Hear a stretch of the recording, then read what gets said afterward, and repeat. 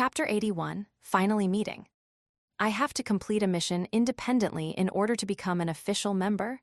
Klein was taken aback. But we might not even have a mission this week, and it might not be so simple. Wouldn't this mean that it'll take me 1 to 2 months to become an official Nighthawk? Only then will I get a pay rise.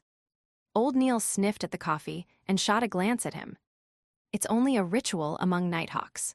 After all, we stand at the peak of beyonder danger and don't want our teammates to act like children who require constant care. This won't affect the salary that you'll receive as an official member or your privileges needed to fulfill your duty. So it's just a ritual to gain the recognition of the other Nighthawks. But Mr. Neil, why did you emphasize that it would not affect my pay grade as an official member? Did I make it that obvious? Klein touched his face and gave an embarrassed smile before asking, does it have to be a mission of the beyonder variety? That should be the case, but your performance yesterday was truly outstanding. You ingeniously killed a beyonder that's at least at sequence 8. I believe Fry, Rial, and the rest have already acknowledged you. Therefore, Dunn might just assign you to an ordinary mission, Old Neil said before suddenly sighing. You'll have your salary increase several-fold. I'll never encounter something like that again in my lifetime. Klein chuckled as he raised the matter about his sequence pathway. Mr. Neil, do you think that the corresponding sequence 8 of Seer is clown? In fact, thinking back to the description from the confidential documents, it did seem to add up. A job good at fighting with artifice. I can't give you any guarantees, but I think it's highly likely. Firstly, it matches up with what's said on the documents. Their agile movement and deception-based battle style are key points. Next, other sequence pathways have similar situations. Do you know the corresponding sequence 8 for Mystery Prior?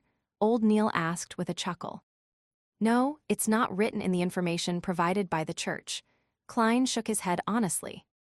Old Neil chuckled briefly before saying, I'm close friends with 2 old guys from the machinery hivemind. They mentioned it in passing as a joke. The corresponding sequence 8 potion of Mystery Prior is Melee Scholar. Did you hear that? Melee Scholar. Goddess, I don't like melee combat at all. This doesn't suit the image of a Mystery Prior at all. I can understand. Mystery Priors pursue the mysteries behind things. Melee combat is one of those mysteries, Klein said after some thought. Old Neil finished his hand-ground coffee. All right, let's not waste time. Let's continue our mysticism studies. You still have a lot of ritualist magic that you need to grasp. You also need to learn how to create amulets and charms. All right, Klein sat down and planned out his schedule for the day. In the morning, I'll study mysticism and read through all sorts of historical records. I'll submit the compensation request. After lunch, I'll practice at the shooting club. Then, I'll head to the Deweyville Library at Golden Indusboro and see if I can borrow the corresponding monograph and journal regarding the Hornicis main peak. After doing all that, if I have time, I'll spend some time at the Divination Club. I can't slack off on my acting. Once the compensation request is approved and I receive the money, I'll be able to buy a new suit on the way home. Yes, I'll apply for the materials tomorrow morning and try to make a protective amulet to ward off danger for Melissa and Benson. In a dining hall adorned with a chandelier and elegant decorations. A few friends were congratulating Joyce Mayer on his escape from danger and his return to Tingen. We all read the news. Just the written description alone was enough to scare me, a man with a short stubble on his chin said wistfully. Joyce, I can't believe you went through such an ordeal. Cheers. The tragedy is over now, and the sunlight shines down upon us. Exalted is the steam. Joyce and his fiancée, Anna, raised their cups and clinked them together with their friends. Then, they gulped down what little champagne they had left.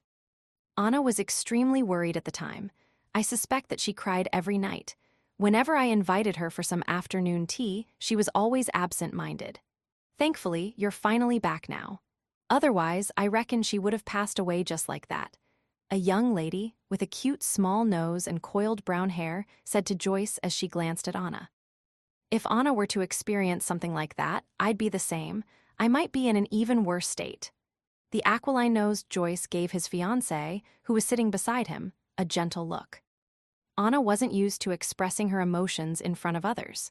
She looked at the opposite end of the table and said, Bogda, why have you been keeping your head down this entire time? I can sense how terrible your mood is. The young lady with a petite nose answered in Bogda's place. Bogda is sick.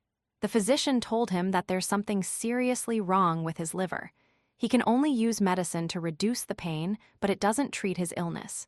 He needs to undergo surgery. Lord, when did this happen? Anna and Joyce asked in surprise and concern. Bogda was a young man with short hair, but his face was sallow. His usually brilliant red eyes were replaced with a dim glow. It happened last week. Since Joyce wasn't back yet, I told Irene not to tell you, Bogda explained with a rueful smile. Joyce asked staidly, have you decided when you'll undergo surgery? Bogda's expression changed a few times as he said, no, I haven't decided yet. As you know, those surgeons are practically butchers. The patient is like a piece of meat on a chopping block, allowing them to butcher people as they please. I've read a lot of reports. They'll even use an axe for amputation.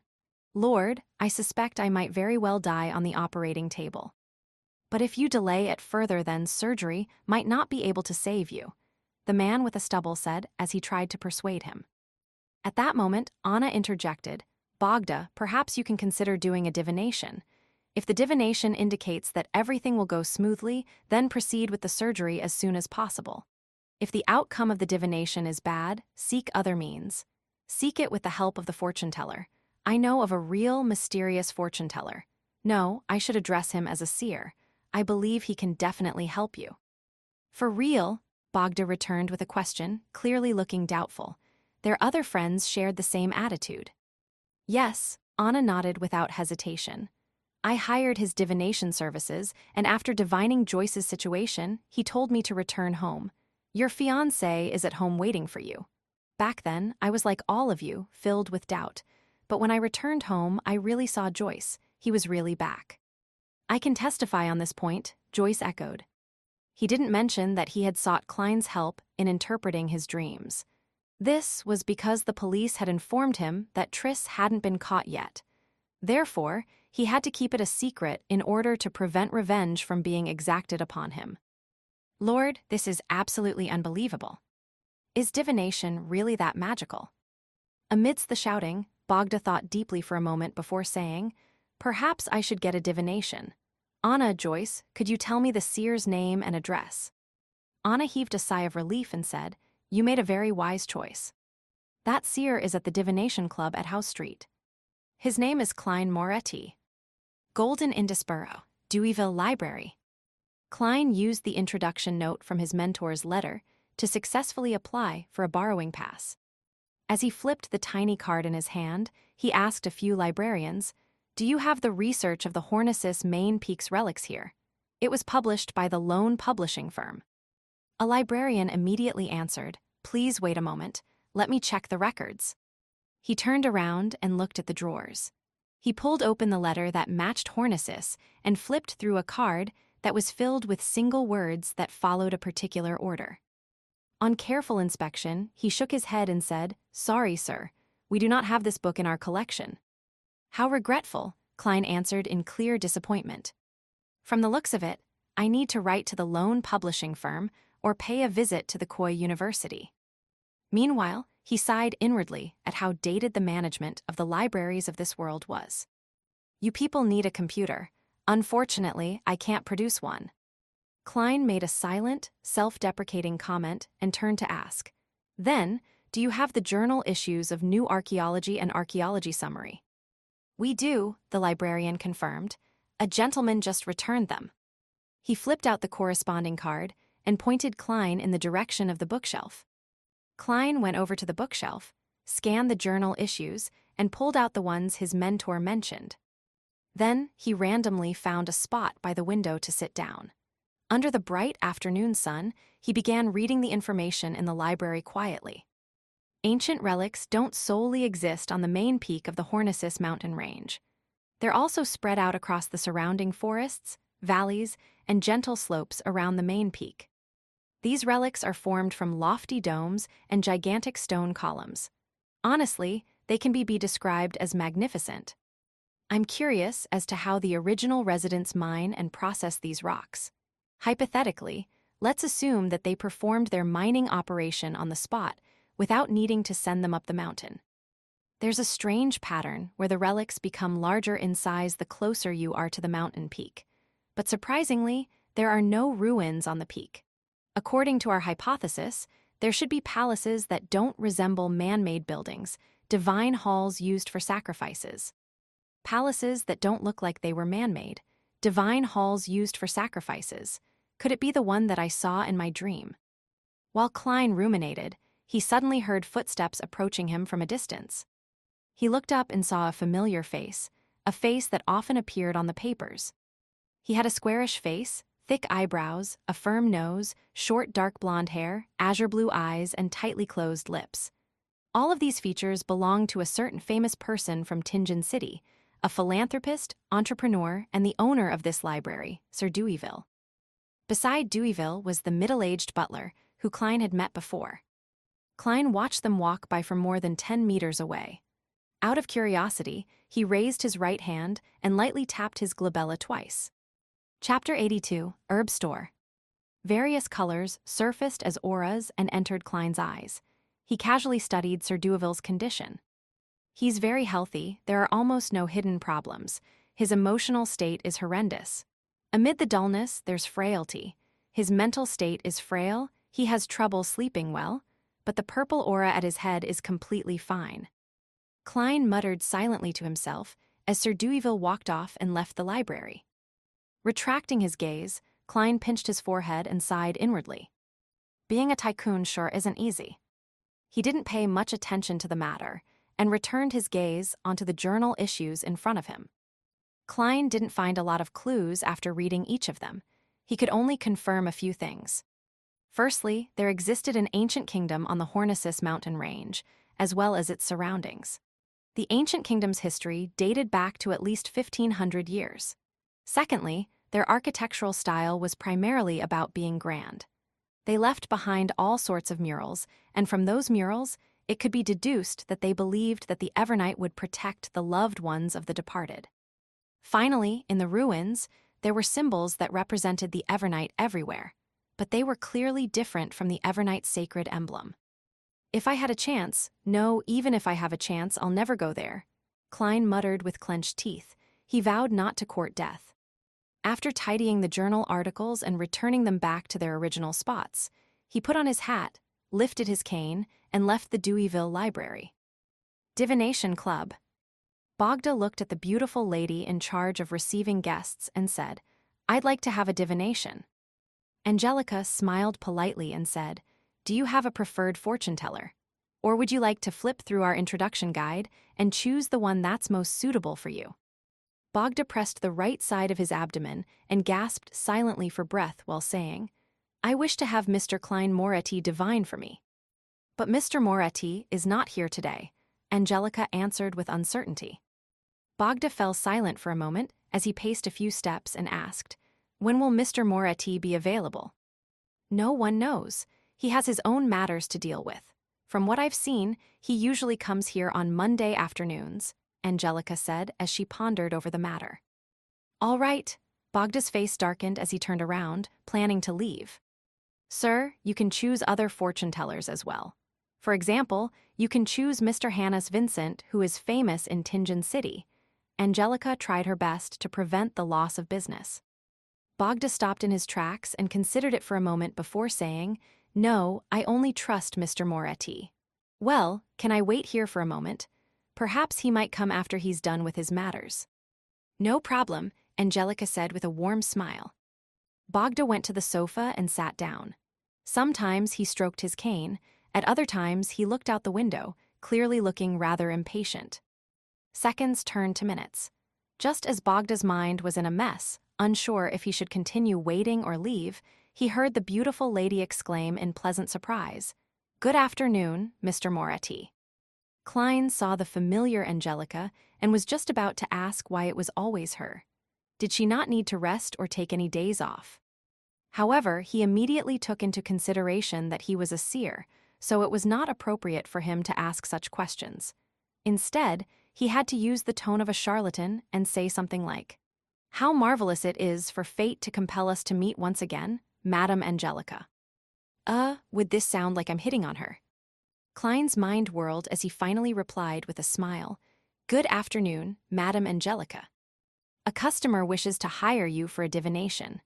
Angelica pointed to Bogda, who had hurriedly stood up from the sofa. Someone actually requested for me. Klein took off his half-top hat in pleasant surprise, pinching his glabella twice while doing so. Good afternoon, sir. He looked over when his voice suddenly came to a pause.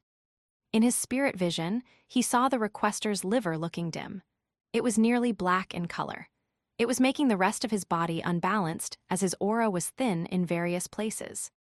Klein deliberated over his words and he said in a serious expression, Sir, you should see a doctor and not seek a divination. Bogda stood stunned on the spot as he immediately gave a pleasant look of surprise while muttering, How fascinating. Anna wasn't lying to me. He hurriedly looked up at Klein in earnest. Mr. Moretti, I've already seen a doctor and might have to undergo surgery. However, I'm frightened about the surgery. I would like to divine the outcome. The surgery of this era is really fraught with danger. Although Emperor Roselle had given the impetus, this era still lacks most of the necessary technology. Klein didn't reject his request and nodded slightly. My divination fee is 8 pence. Is that fine? 8 pence, Bogda exclaimed in surprise.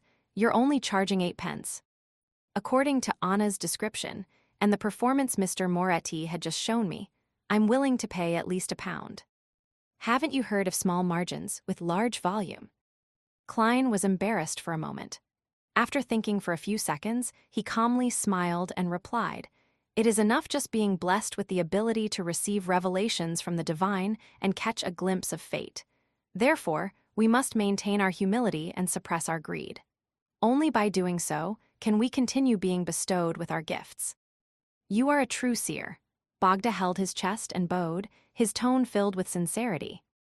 Upon receiving Bogda's praise and trust, Klein's spirituality seemed to relax. As for the description of his principles, it also gave him some new insight. Miss Angelica, is topaz available? He turned to the beautiful lady beside him. Angelica heaved a sigh of relief for Bogda as she smiled sweetly. Yes. After entering the divination room, Klein instructed Bogda to lock the door. Then, he sat behind the table and pinched his forehead. Shall we use tarot cards for the divination? He inquired with a smile. Spirit dowsing was only suitable to determine matters related to him. As for drawing an astrolabe, it was too time-consuming. I'll leave it up to you. Bogda had no objections. Therefore, Klein helped him shuffle and cut the deck before laying them out in an inties formation. Thanks to his uniqueness as a seer, Klein did not flip the other cards. Instead, he directly flipped the card that indicated the final result. A reversed wheel of fortune. Things will develop badly, he said solemnly as he shot a glance. The color in Bogda's face drained instantly, and his lips trembled. Is it hopeless? As Klein tried his best to think of a solution, he said, Let me try a different divination method. Please leave your ring behind. Next, write your date of birth on this piece of paper. Then, please wait outside quietly. Influenced by his gentle and comforting tone, Bogda calmed down and followed the instructions by writing down the information and leaving his ring behind. As he watched Bogda leave, Klein wrote a sentence on the piece of paper. Outcome of Bogda Jones's surgery. He picked up the ring and paper slip and leaned back into his seat before using a dream divination technique. In a blurry and distorted world, he gradually found himself, only to see the gentleman collapse with an ashen expression. He was covered in white cloth as he was pushed out of the quaking operating room. This time, Klein didn't encounter anything strange. He no longer felt the sense of being watched, so he quickly woke up. He knitted his brows tightly as he considered how he was going to inform Bogda about the outcome. The surgery may very well lead to death. I can try the restorative ritualistic magic I learned today, but that would expose the matter of beyonders. Besides, I have to apply for Captain's approval first. Yeah, and I might not be able to treat such a severe disease. Klein was racking his brains when he suddenly thought of something. Mr. Glacis's lung disease was treated by an apothecary. He said that the medicine was extremely miraculous. What was it? Right, Lawson Darkwade, 18 Vlad Street in Eastborough, Lawson's Folk Herb Store. As he tried his best to memorize the address back then, Klein quickly remembered the details. He rapped the corners of the table and quickly made a decision. After using spirit dowsing to quickly determine if it was a good or bad idea, Klein walked out the door. When he saw Bogda stand up in a fluster, he returned his ring to him and said warmly with a smile, "I found hope for you." "Really?" Bogda asked, pleasantly surprised. Klein did not reply him as he continued talking. "Your hope lies in the East Borough, on Vlad Street. It's related to the single-term Lawson. If you can't find it, come back here again on Monday at 4 in the afternoon." "Good, good," Bogda nodded as he repeated himself. He excitedly fished out his wallet and produced 5 pence and 3 pennies. He had done according to what Klein had said, without using tips to corrupt a true seer. The corners of Klein's lips twitched as he received the money, but he smiled brilliantly. "I hope you will find hope as soon as possible." After Bogda left, he handed over the commission like the previous time and also gave Angelica tips, pretending as though he had collected a solely. Eastborough, Vlad Street. Bogda walked from one end of the street to the other, repeating it 3 times until his liver started to ache. Finally, he determined that there was only one place that had anything to do with Lawson on the street. It was the Lawson's Folk Herb Store, numbered 18 on the street. Mustering his courage, he walked in and caught the smell of the various herbs. He saw that the owner of the shop had black but very short hair. His face was round, and he looked to be in his 30s or 40s. The boss's formal attire resembled that of a village witch doctor. It was a deep black robe embroidered with all kinds of strange symbols. "Hello, do you have medicine that can treat my disease?" Bogda asked politely. The boss raised his head and swept his deep blue eyes across Bogda and smiled. "Your liver disease is very serious, but the premise of everything is whether you have the money. Do you have enough to pay for the medicine?" "He can tell." Bogda suddenly felt a lot more confident as he nodded frantically. "How much is your medicine?" £10. It's a very fair price." The boss fished out a bag of herbs from under the counter and said, "Add sufficient water and boil it into medicine. After boiling it, add 10 drops of fresh rooster blood, then drink it down immediately. This bag of herbs can be cooked thrice. You will be fine after 3 times." As he spoke, he opened the yellowish-brown paper and threw in all sorts of strange herbs. "It sounds extremely shady." Bogda gulped down his saliva and said, "That's it." The boss stared at him and immediately smiled. "Do you still want something else? What about this bag? Once you recover from your liver disease, I can give you a guarantee that your wife will be very satisfied." He chuckled as he took out a black papered bag of herbs and suppressed his voice. "There's mummy powder inside. Trust me, a lot of aristocrats consume this stuff. They put it in their tea or boil it as soup." Bogda's confidence in the boss wavered to the point of feeling disgusted. "I believe in Mr. Moretti." He took a deep breath, fished out his wallet, and pulled out the 2 biggest notes from what little was left of his gold pounds. Chapter 83, Carving. Holding onto the yellowish-brown paper bag full of herbs, Bogda staggered out of the Lawson's Folk Herb Store. While waiting for a tracked carriage, he suddenly came to a realization. He had spent £10 to buy a bag of stuff. This was nearly a month's salary for him. If it wasn't for his trust in Anna and Joyce, he wouldn't have brought that much cash to the divination club. Could it be that the reason why Mr. Moretti only accepted 8 pence for his divination had something to do with his collusion with the boss of Lawson's Folk Herb Store, so as to earn more? This was a classic scam written on the papers. When Bogda made this connection, he even began to suspect Klein a little. He even began suspecting Joyce and Anna. When a tracked carriage stopped in front of him, he looked at the herbs in his hand. Unable to bring himself to return, he entered the carriage with a heavy heart. Inside Lawson's Folk Herb Store. As the boss watched Bogda leave, he suddenly turned his head and shouted at the door where there was a pile of herbs, "Charmaine, stop purchasing herbs from today." W.I. Master, a handsome-looking youth with disheveled hair, walked out. The boss smiled and said, "This is the 16th customer that has come because of my fame. If this carries on, I believe the Nighthawks, the machinery hivemind, and the mandated punishers will notice me. When the time comes, I'll need to consider heading to other cities. Then, do we need to sublease this store? Charmaine nodded in understanding as he asked with concern. The boss chuckled. If you wish to stay, you can be the boss of this store. You are already capable at identifying herbs and concocting medicine.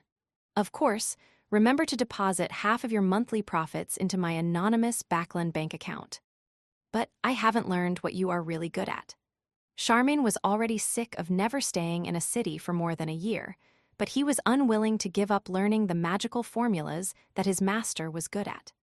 The boss leisurely rocked himself in his seat. That's not something you can learn just because you want to. A blackish-green bubbling liquid appeared in front of Bogda's eyes. It smelled of stinking socks, and the color that makes one want to puke made him deeply suspicious about everything he had done today. When the rooster blood was dropped into the medicine, Bogda's father looked at his son worriedly and said, "I think surgery is the best option."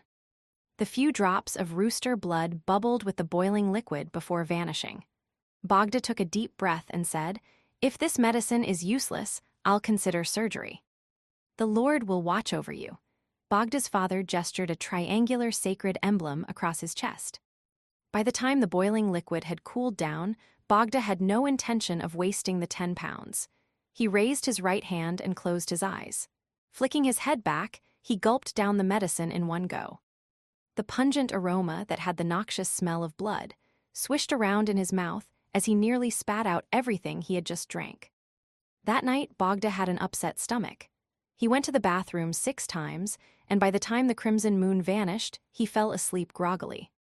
After an unknown period of time had passed, he jolted awake, having dreamed that he was being reprimanded by his boss at work. "Thankfully, I took 3 days of annual leave. I don't have to rush to work." Bogda heaved a sigh of relief when he discovered that he felt a lot more spirited. This was in stark contrast to the sluggish state he was in for the past few weeks. Bogda subconsciously reached out and pressed the right side of his abdomen. He noticed that the region which previously hurt when under slight pressure felt normal. He only felt the pain from ordinary pressure. "Don't tell me it was really effective.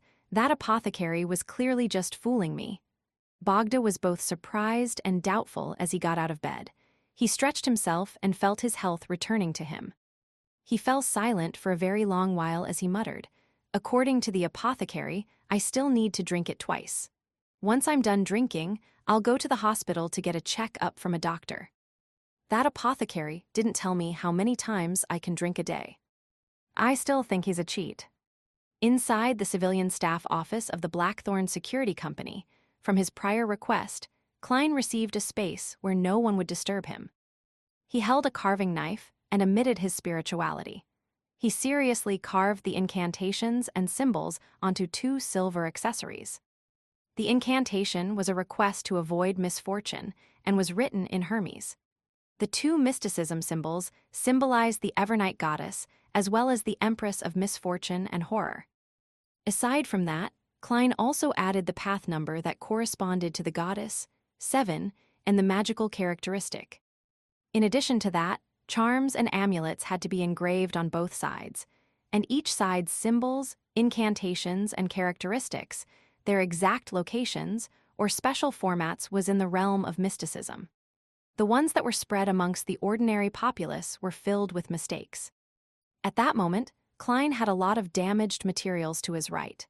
Through repeated practice, and only after he confirmed that he had enough practice, did he dare to begin creating the amulets for Benson and Melissa.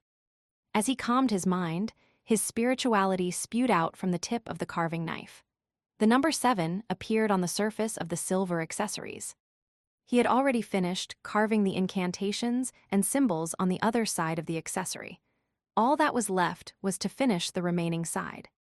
After putting down his knife, all his spirituality chained together, as Klein suddenly felt a strange, majestic, and terrifying energy surge throughout the room. The commotion quickly vanished as the incantations on both sides of the accessory became complete with Klein's spirit vision.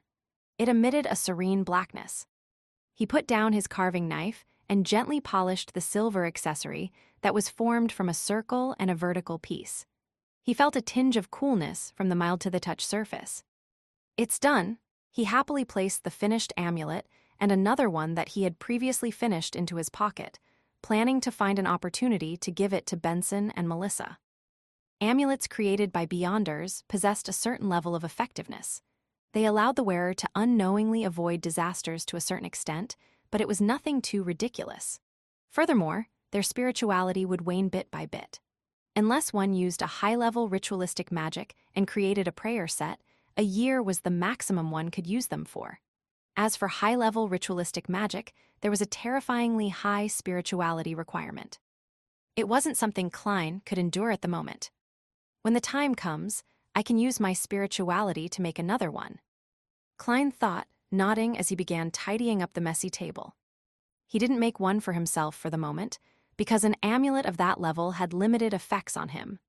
Therefore, his goal was to gain a deeper understanding of incantations before trying to pair it with ritualistic magic. That way, he could create a few defensive amulets that could be activated specifically with sound. After everything was finished, Klein walked out the office and prepared to hand over the damaged materials. That was when he saw Captain Dunn walk over in his black trench coat. Dunn's deep and gray eyes swept across him as he smiled. Klein, the Holy Cathedral has approved it. You're now an official member. Really, that's great, Klein expressed his delight. Dunn nodded and said with a smile, you can now receive a make-up pay of £3 for this week. You'll receive £4.5 every subsequent week until the advance payment is cleared. By the way, did I mention the Nighthawk's ritual? Every official Nighthawk has to independently complete a mission. Only by doing so will you gain the recognition of your partners. In consideration of the outstanding performance you showed, I believe I can assign you an ordinary mission instead. When that happens, I'll formally introduce you to all the Nighthawks in Tingen City. Klein replied without hesitation, all right. £3 plus his compensation of £7.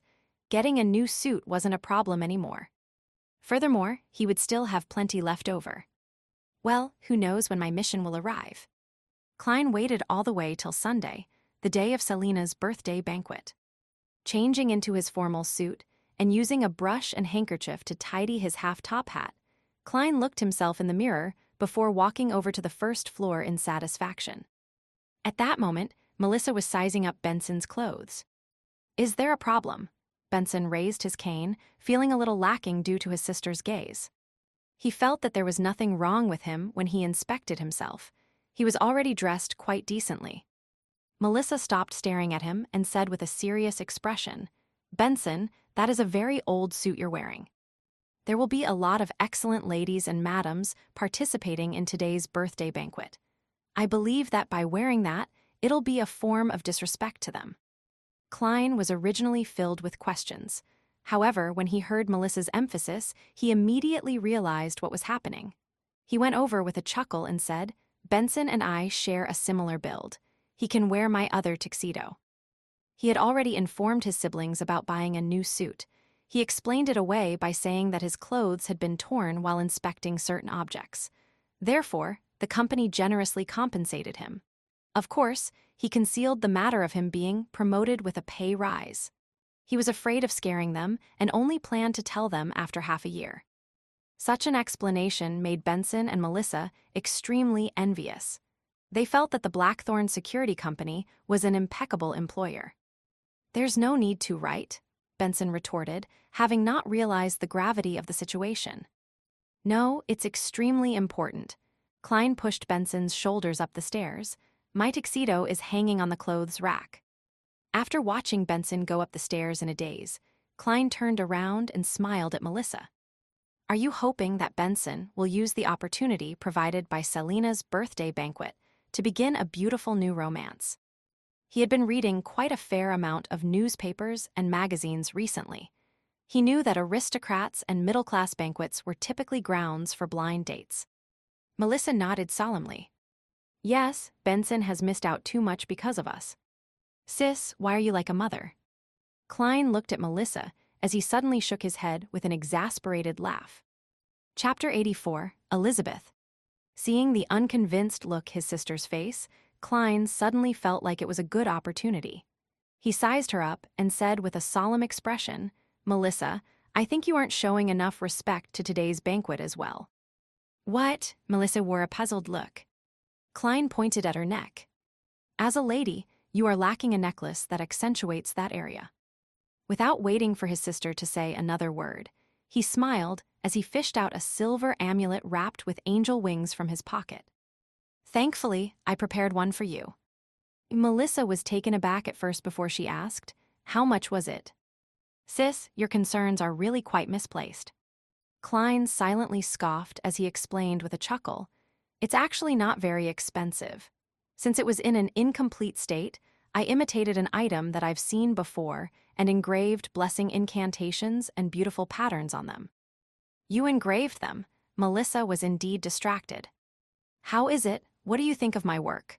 Klein took the opportunity to hand over the amulet to his sister. Melissa studied it before gently biting down on her lip. "I like the surrounding angel feathers. If you think the incantations and symbols I engraved are ugly, then just say so. There's no need to mince your words. An amulet's value is in its effects." The corner of Klein's mouth twitched. Just as he was about to urge his sister to accept it, he saw Melissa put on the necklace with a forced expression on her face. She then carefully adjusted the positioning of the amulet. "Perfect." Klein sized her up and gave her exaggerated praise. Melissa shot him a glance and looked down at her amulet. She said listlessly, "Klein, you were never like that before, acting like that." "Perhaps it's because of my good job. With a decent income, I've become more confident." Klein interrupted his sister and gave a preemptive explanation. "Sai, even though I received the original Klein's memory fragments, making myself appear natural in most major aspects, certain fine details are still there. I'm still used to presenting my real personality, especially when I'm getting closer and more familiar with Benson and Melissa." He sighed inwardly. Melissa seemed to accept his explanation and pouted her lips. "It's great that you're like that, really great." After the two engaged in a short conversation, Benson came down having changed his clothes. He wore a white shirt with a black vested tuxedo. His black bow tie and a pair of long, straight trousers made it seem like he had undergone a complete makeover. It was like he was a successful businessman after years of hard work. Same for the receding hairline. Klein chuckled inwardly. "Excellent, Benson. It suits you very well," he said with a brilliant smile while throwing up his hands. Melissa also nodded in agreement on the sideline. "The facts show that my clothing is more important than me." Benson gave a self-derisive comment. Klein took the opportunity to fish out the remaining amulet and repeated his explanation from earlier before saying, "I also made one for you." "Not bad, I'll bring it with me." Benson accepted it without a fuss as he quipped, "Klein, I wouldn't find it odd, even if you were to suddenly know how to style your hair, make clothes, fix watches, and feed curly-haired baboons." "Life is just so full of surprises," Klein replied with a smile. Following that, the siblings tidied themselves up before walking out the main door. They took a trackless public carriage and arrived at the North Borough's Fania Street, where Selena's house was. The Wood family lived in a terrace house as well, but unlike Klein's place, they had a porch. They had a small lawn in the front, which made it look very elegant. When they rung the doorbell, Klein, Benson, and Melissa only had to wait for around 10 seconds before they were able to see the star of the day, Selena Wood. With a head covered in wine-red hair, the girl gave Melissa a delighted hug. "I like this dress of yours. It makes you look exceptionally beautiful." Standing beside Selena Wood was her father, Mr. Wood, senior employee of Backland Bank's Tingen branch. "Welcome, our honorable elder brother. Welcome, our young historian." He deliberately addressed Benson and Klein in an exaggerated manner. "Young historian, why doesn't he add the description of me having a conscience?" Klein retorted as he took off his hat and replied with a smile, "Mr. Wood, you look much more spirited and younger than I imagined." His style of flattery had unknowingly inclined himself to the foodaholic empire. Benson held out his hand and shook Wood's hand. "I know a lot of bank employees, but they're all equally arrogant and stiff, as though they're the latest machines. None of them are as civilized as you. If you were to meet me at the bank, you might not say that about me. Wood laughed cheerfully. After exchanging pleasantries, Selina, who was wearing a new dress, led the siblings inside with a hop in her step. At times, she would mention in her usual tone that Elizabeth is already here, and at other times she would suppress her voice saying, "Melissa, your brothers are more handsome than I imagined." "Hey, I have good hearing, although you are flattering me." Klein helplessly looked at the two 16-year-old girls walking ahead of him. "This isn't right. I'm still quite far from being considered handsome." "Tusk, Miss Selina, how ugly did you imagine Benson and I to be? A balding, gloomy, fat man with a pale expression and lifeless eyes." Klein pinched his glabella in passing as he diligently practiced his spirit vision. "Miss Selina Wood is healthy. She's excited and very happy. Mr. Wood's lungs are a little problematic. Right, I see his pipe." Klein swept his gaze across the crowd while in a good mood. "Elizabeth, Melissa is here."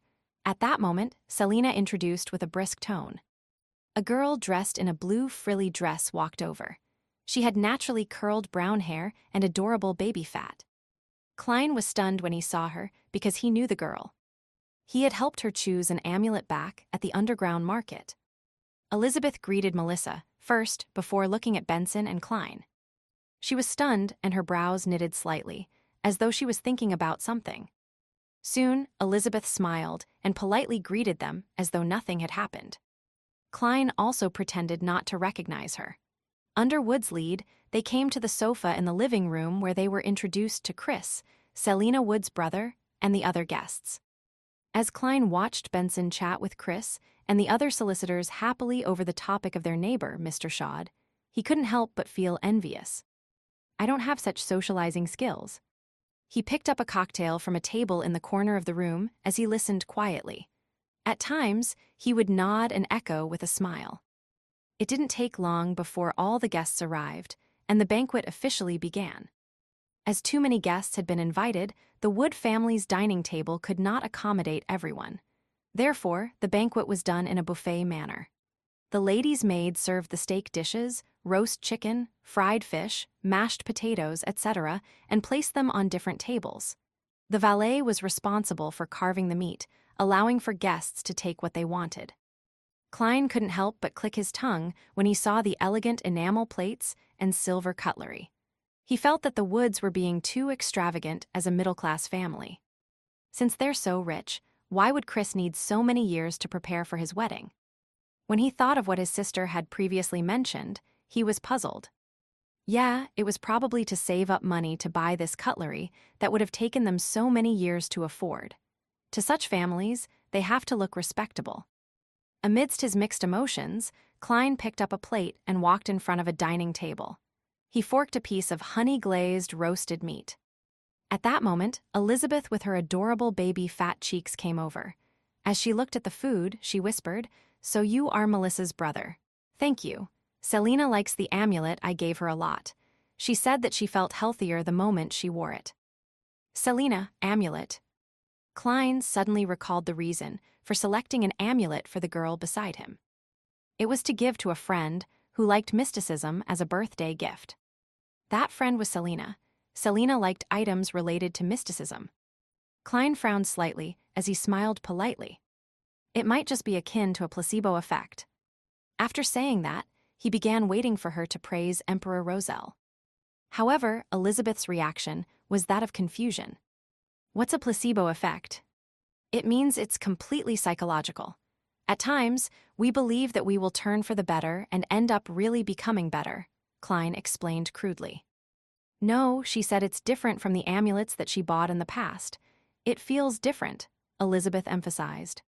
She cocked her head and shot a glance at Klein and said curiously, "I never expected Melissa's brother to be an expert at mysticism. As you know, I studied history, so it's common to encounter similar matters." Klein diverted the topic skillfully as he asked, "Are you also studying at the Tingen Technical School?" "No, Selina and I were Melissa's former schoolmates. Later, she went to a technical school. I study at the nearby Ivo's public school," Elizabeth explained seriously. A public school wasn't established and maintained by the government. Instead, it was a school that accepted students from the public. It was an evolution of good grammar schools whose goal was to groom graduates so as to enter university. The schools were rather expensive, and they would consider the students' family background. It could even be out of range of typical middle-class families. She didn't talk much. After choosing her food, she returned to Selina's side. After congratulating the star of the day on a happy birthday, the banquet gradually came to an end. Klein and Benson were invited to a game of Texas Hold'em. The small blind was half a penny, and the big blind was a penny. As for Melissa, Elizabeth, Selina, and their friends, they went upstairs. It was unknown if they were chatting or playing games. Klein's luck was pretty bad. He played about 20 rounds, but didn't receive a good hand at all. All he could do was fold and be a spectator.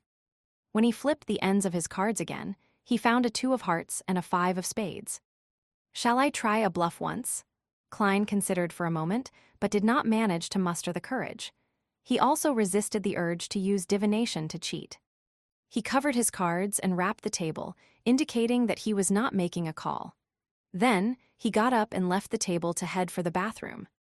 Roselle was also a person with an obsessive-compulsive disorder.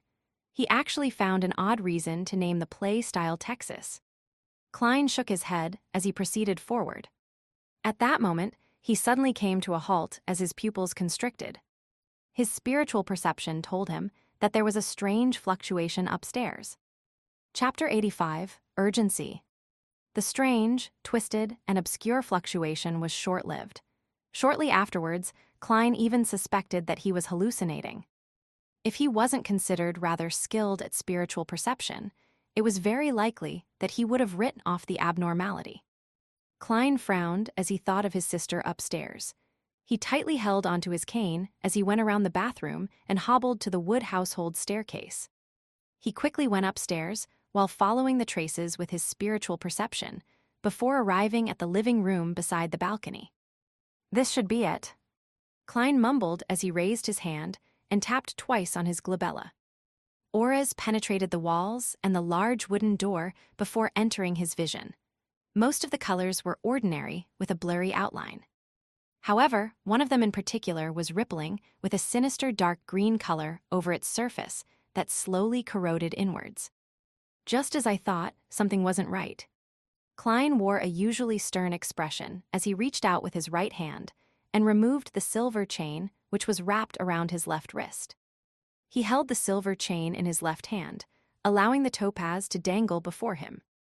When the topaz stopped swinging, he traced the spherical light and chanted inwardly, "The room before me has danger caused by the supernatural." Normally, spirit dowsing was only suitable for divining something that was related to him or the specific circumstances in a small region around him. As such, Klein described the chant in very specific manner. The danger could affect him, and the room was right in front of him. "The room before me has danger caused by the supernatural." After repeating the chant 7 times, Klein's eyes widened as he saw the topaz rotating in a clockwise motion rapidly. It was an indication that there was indeed danger caused by the supernatural inside the room, and it was of considerable danger. Selina is a mysticism enthusiast. Did something go extremely wrong when she was dabbling with some sort of ritual? What should I do? Klein massaged his brows and wrapped the chain around his wrist before knocking on the door. Thump, thump, thump. He knocked on the door 3 times rhythmically and wore an amiable smile on his face. The door opened with a creak.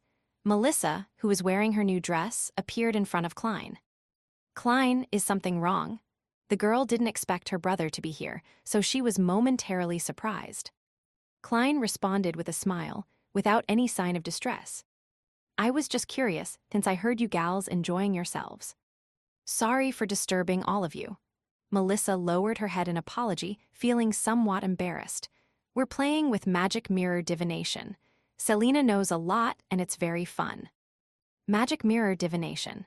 "Sis, why don't you gals play Charlie Charlie Challenge or Ouija boards?" Klein shook his head, feeling both peeved and amused. He looked behind Melissa and into the living room. He saw Selina with her beaming smile and deep dimples.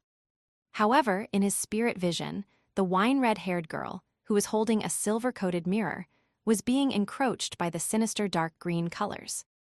As his mind whirled, Klein deliberated over his words and said, "Heh, I won't be interrupting your game." "Ah, right. Where's Elizabeth?" I had chatted with her over FASAC grammar. She mentioned that she wanted to ask me some questions. "Elizabeth," Melissa sized her brother up and said in an eccentric tone to emphasize her words. "She's only 16. Hey, don't let your imagination go wild."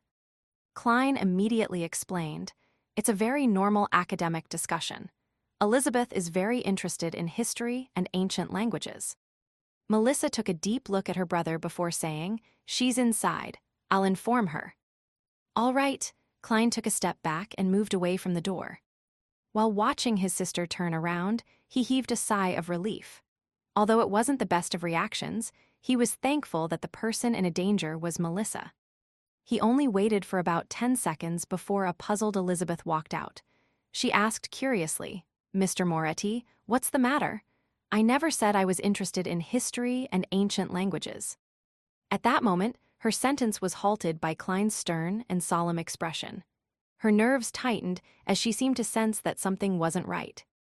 Klein took a few steps diagonally as a gesture for Elizabeth to hide partially behind the door.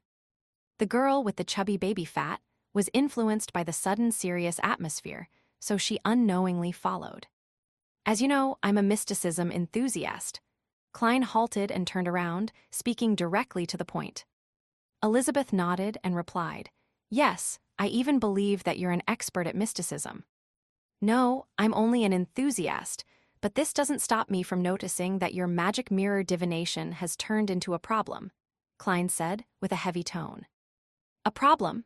Elizabeth nearly raised her voice as she hurriedly raised her hands to cover her mouth. Klein thought for a moment before saying, "I know words alone will make it difficult for you to believe me. Return to the room, and when Selina isn't paying attention, steal a glance at the front of the mirror, which Selina has hidden away from all of you." "How do you know that she hid the front of the mirror from us?" Elizabeth blurted out. According to the information from the Nighthawks, more than 90% of the time, magic mirror divination cases which involve evil share such similarities. Klein smiled and said, "General knowledge." When the doubtful and frightened Elizabeth returned to the room, his composed smile vanished instantly. His face looked worried. "Even though we're all in the North Borough, to go from Fania Street to Zoutelan Street will take at least 15 minutes of travel by public carriage. By the time Captain arrives after making a round trip, the situation might have deteriorated to a hopeless state. If only Benson and Melissa wasn't here. But I can't deal with those hidden and unknown existences. Do I have any means to contain it?" "Right, Selina is a mysticism enthusiast. Her room definitely has no lack of extracts, essential oils, herbs, and other items."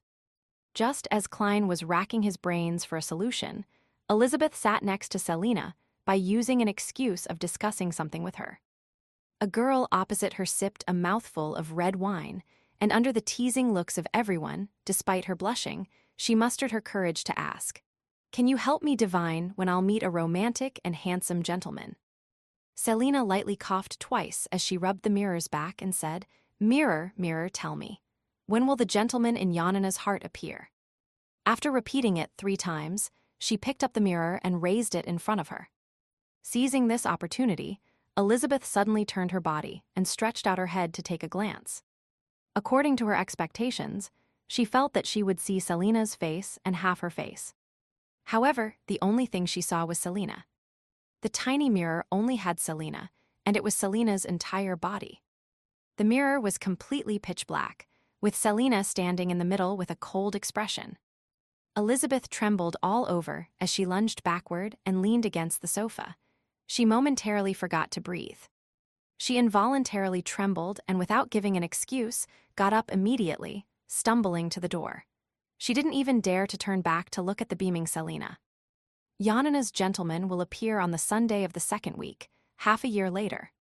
Amidst giggles, Elizabeth opened the door and left the room to see Klein, who was standing in the shadows of the wall lamps in his tuxedo and half-top hat.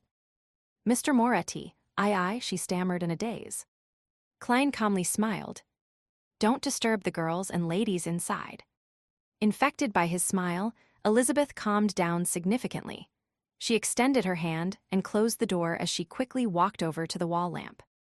I saw only Selena inside the mirror, a devil-like Selena, she whispered hoarsely. Indeed. Klein's expression turned serious as he asked in a deep voice. Do you know which is Selena's bedroom? Do you know where her mysticism items are? There, the mysticism items are in there as well. Elizabeth didn't hesitate to point at a room diagonally across. Klein held his cane and walked over, opening the unlocked wooden door. Under the streetlights and the crimson moon's illumination, he turned a valve and lit a gas lamp. A pale yellow light glowed as he swept the area and found bottles of extracts, flower essence, boxes of herbal powder, candles, and amulets. These items were placed on tables or neatly arranged inside a rack. Their names were given on sticker labels. After confirming the items, Klein said to Elizabeth, who had followed behind him, Do you want to save Selena? Yes, Elizabeth subconsciously nodded before asking in a daze, Will it be dangerous? A certain amount. After all, I'm only a mysticism enthusiast, Klein replied frankly. A certain amount of danger. Elizabeth pursed her lips tightly for a few seconds before saying, Is there anything you need from me? Klein smiled warmly as he comforted her. Don't be nervous. Now all you have to do is pretend to return as though nothing had happened. Return to Selena's side. 5 minutes later, remember, 5 minutes later, tell Selena that you have a pleasant surprise and bring her to me. Knock on the door softly, 1 long knock and 2 short ones. Following that, well, leave it to me. Elizabeth thought over it silently before nodding seriously. All right. Seeing her return to the living room, Klein glanced at his pocket watch. He closed Selena's bedroom and quickly cleared the desk. Then, he picked the items needed and placed them on a chair. Immediately following that, he picked up 2 faint candles with a light aroma. He placed them on the upper left and right corners of the desk. They were symbols representing the Lady of Crimson and the Empress of Misfortune and Horror. Klein planned on holding a ritual here to borrow the Evernight goddess's powers, to ward off the mysterious and unknown existence that was affecting Selena.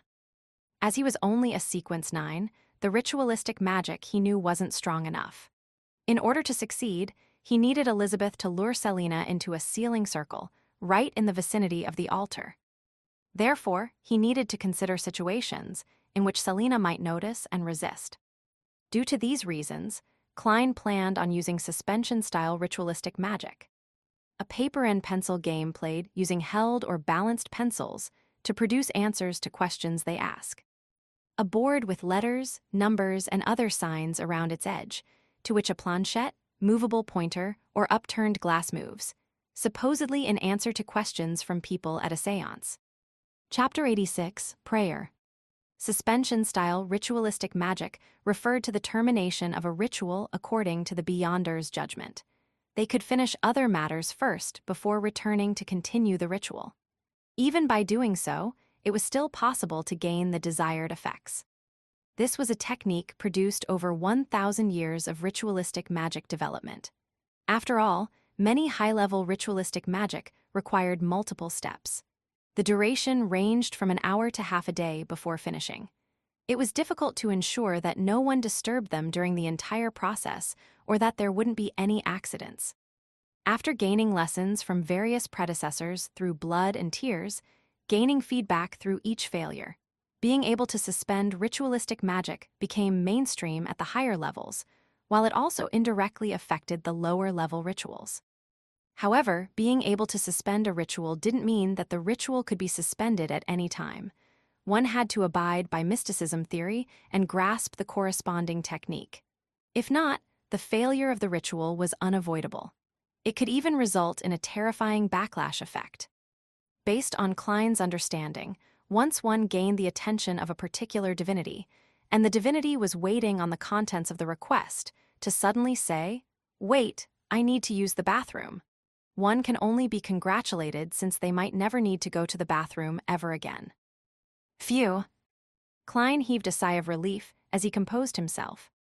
Even though he had held many luck enhancement rituals and had even designed a corresponding ritual that made an attempt at justice and the hanged man, this was his first actual ritualistic magic that abided by the rules.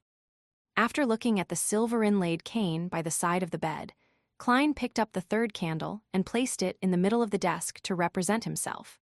He placed the silver bowl that Selena used for rituals in front of the third candle and replaced the axe with a sacred emblem. On the left were extracts and essential oils of the moonflower, slumber flower, and other plants. While on the right, he placed a plate of salt, a small silver dagger, a piece of fake goatskin, and a quill that was dipped in ink. Luckily, Selena had a complete inventory. Otherwise, he wouldn't have had any way to complete the preparations. As for the moderately fast rituals that old Neil could perform, they were not something a seer could do. From the looks of it, Selena is quite an experienced mysticism enthusiast. Yes, if she wasn't experienced, then she wouldn't have gotten into such trouble. She was only 16 and had been exposed to all of this for at least a year. Who had guided her? Ideas flashed through his mind as he picked up Selena's cup from the bed. He poured plain water into it and placed it beside the coarse salt. He took out his pocket watch and popped it open. He didn't delay any further after taking a glance at it. He traced layers of the spherical light in his mind and quickly entered cogitation. The room that was filled with floral fragrance was suddenly subject to a formless whirlwind. Klein put away his pocket watch and his eyes suddenly turned darker, from brown to black, as though he could see through one's soul. He extended his palm and laid it against the candle on the top right corner. He chanted inwardly, "Evernight Goddess, you are the Lady of Crimson." As Klein chanted, he extended his spirituality and rubbed the candle wick. After a couple of moments, the candle suddenly lit up, and there was a tranquil blue inside the dim yellow light. "Evernight Goddess, you are the Empress of Misfortune and Horror." Just like he did before, Klein successfully lit up the second candle on the top left corner. "I am your loyal guard, the shield that fends against danger in the dark night, and the long spear that stabs at evil in the silence." Whoosh!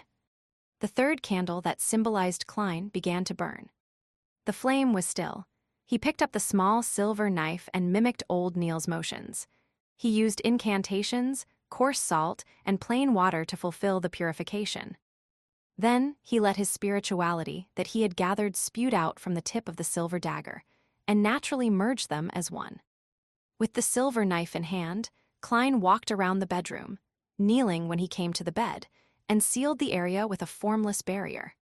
The light from the street lamp outside the window suddenly disappeared, but the red light was still shining through quietly. Klein returned to the study desk and picked up the quill. With spirituality and ink, he drew incantations and symbols to ward off misfortune. When all of that was finished, he put down the things he was holding. Then, he trickled a drop of extract, flower essence, and essential oils on each of the 3 candles. Sizzle! A faint fog filled the room, which suddenly possessed an additional hint of mystery. Next, he burned a few types of herbs before taking a step back from the mixture of fragrances, and began reciting the corresponding incantation in the suspension ritualistic magic. Standing higher than the cosmos and more eternal than eternity, the Evernight Goddess.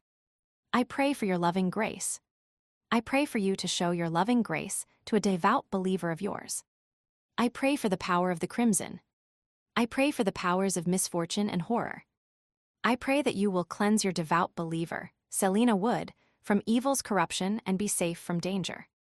I pray that you would wait for a moment for that unfortunate girl. Moonflower, a herb that belongs to the red moon, please bestow your powers to my incantation.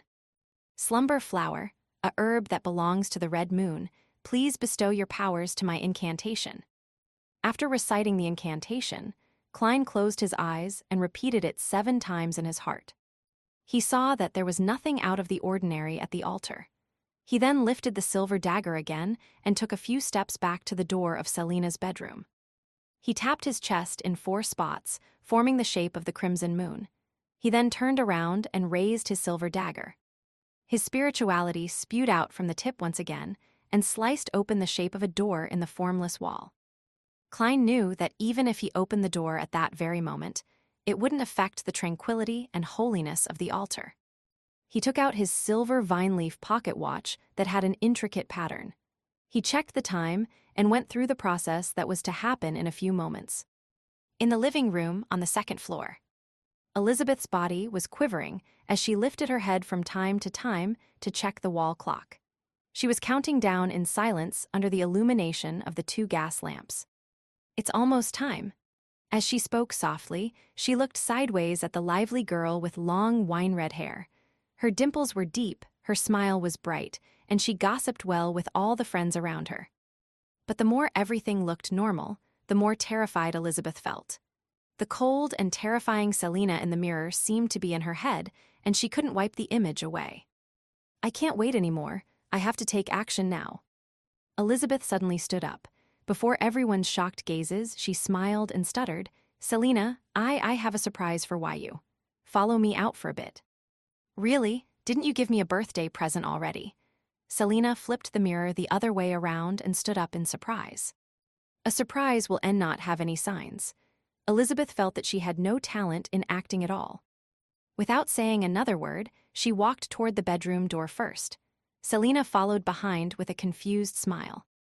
Melissa looked at her 2 best friends leaving and unconsciously knitted her eyebrows. Elizabeth is acting so strange today.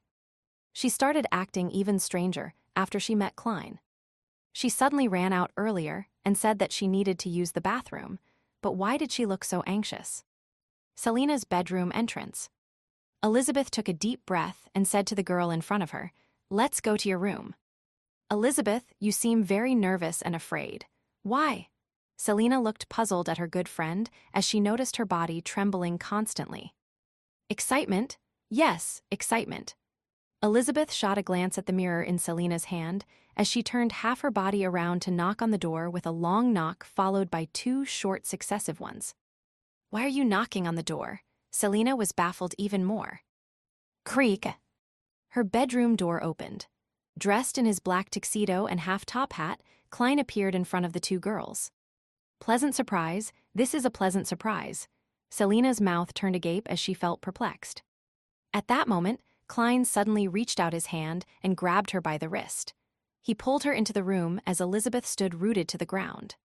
Simultaneously, Klein's silver dagger struck forward as it spewed out his spirituality, which quickly mended the door-shaped passage. The invisible spirituality wall sealed off the room, insulating Selina's screams within. Bang! Klein suddenly closed the door, and without even looking at Selina, he rushed to the desk. The wine-red-haired girl stopped screaming as she looked up and surveyed the room. Her gaze rapidly turned cold as her skin was mottled with paleness. Her fingers rapidly grew sharp fingernails. And at this moment, Klein had already returned to his cogitation state.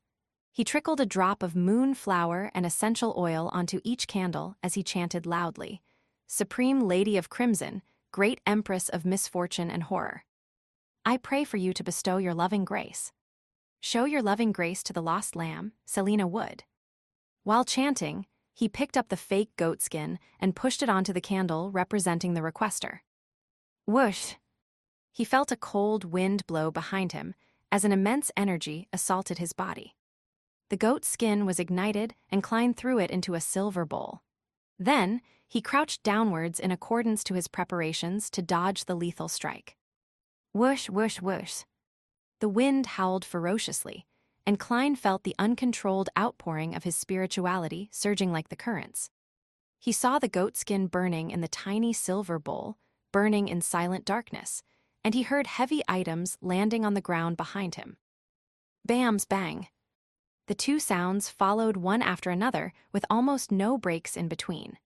Wisps of dark green gases plunged into the silver bowl and vanished into the illusory darkness. Klein rolled to the side and got up. He drew his revolver from his underarm holster. However, he saw that the adorable red-haired girl Selina had fallen to the ground, and the silver-coated mirror had shattered into countless broken pieces on the carpet. Those shattered pieces didn't reflect Selina, but showed the ceiling and Klein's silhouette. Then, through the spirit vision he had left active, Klein saw the wicked dark green in Selina's aura had vanished completely. Everything returned to normal, but she seemed more frail. Phew! He had just relaxed when he felt a sharp, throbbing pain in his glabella and head. The sharp pain spread all over his body and made him want to roll around on the floor. Klein held his fists tight and the veins on the back of his hands popped and became black. They looked like moving worms. Simultaneously, he heard silent screams and the whispers that ripped at his mind. It took him nearly 20 seconds to survive the ordeal. His forehead and vest was soaked in cold sweat. The ritualistic magic I used sucked up all my spirituality and almost made my beyonder powers lose control. Klein made a rough guess of the situation. That also made him notice that he had digested quite a bit of the remaining energy in the potion. Based on his calculations, if he had the strength at the time he consumed the potion, he believed that there was no way he could have survived the ordeal. He could have become a monster straight away. Acting is quite effective after all. Klein tapped his glabella and wiped away his sweat. He turned towards the altar, tapped his chest 4 times, and said out loudly, "Praise the lady." Following that, he extinguished the candles and quickly tidied up the altar. Finally, he placed the items back into the desk and used his silver dagger to dispel the spirituality wall seal. Whoosh! The sound of the wind echoed before subsiding.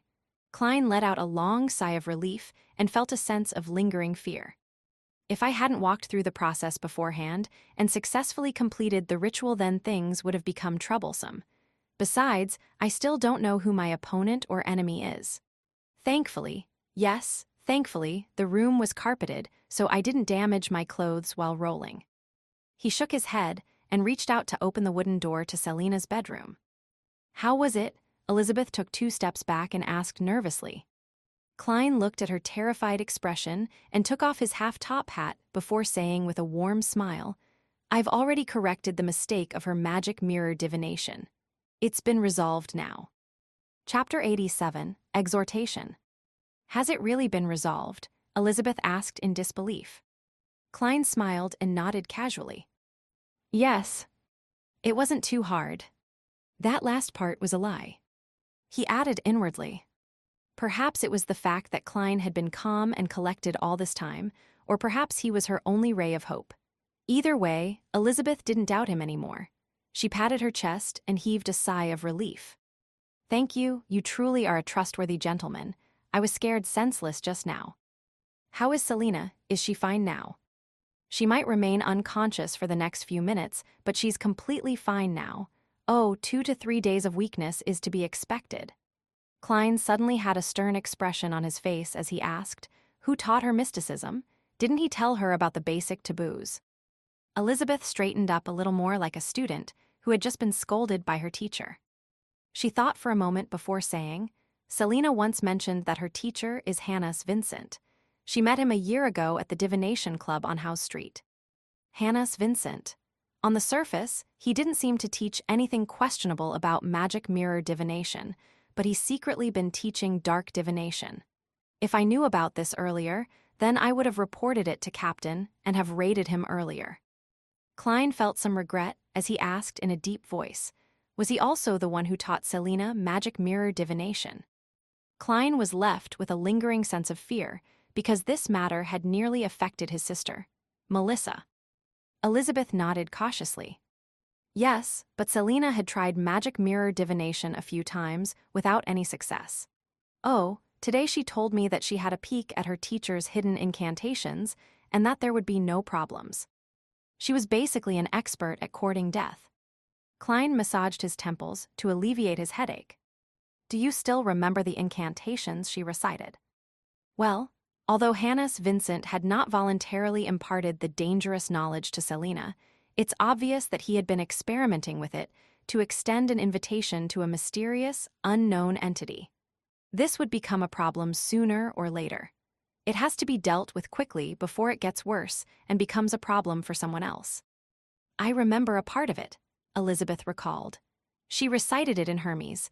As you know, I was only exposed to Hermes just recently. All I remember is her using the terms revolve, spirit, creator, and grace. Creator, the true creator.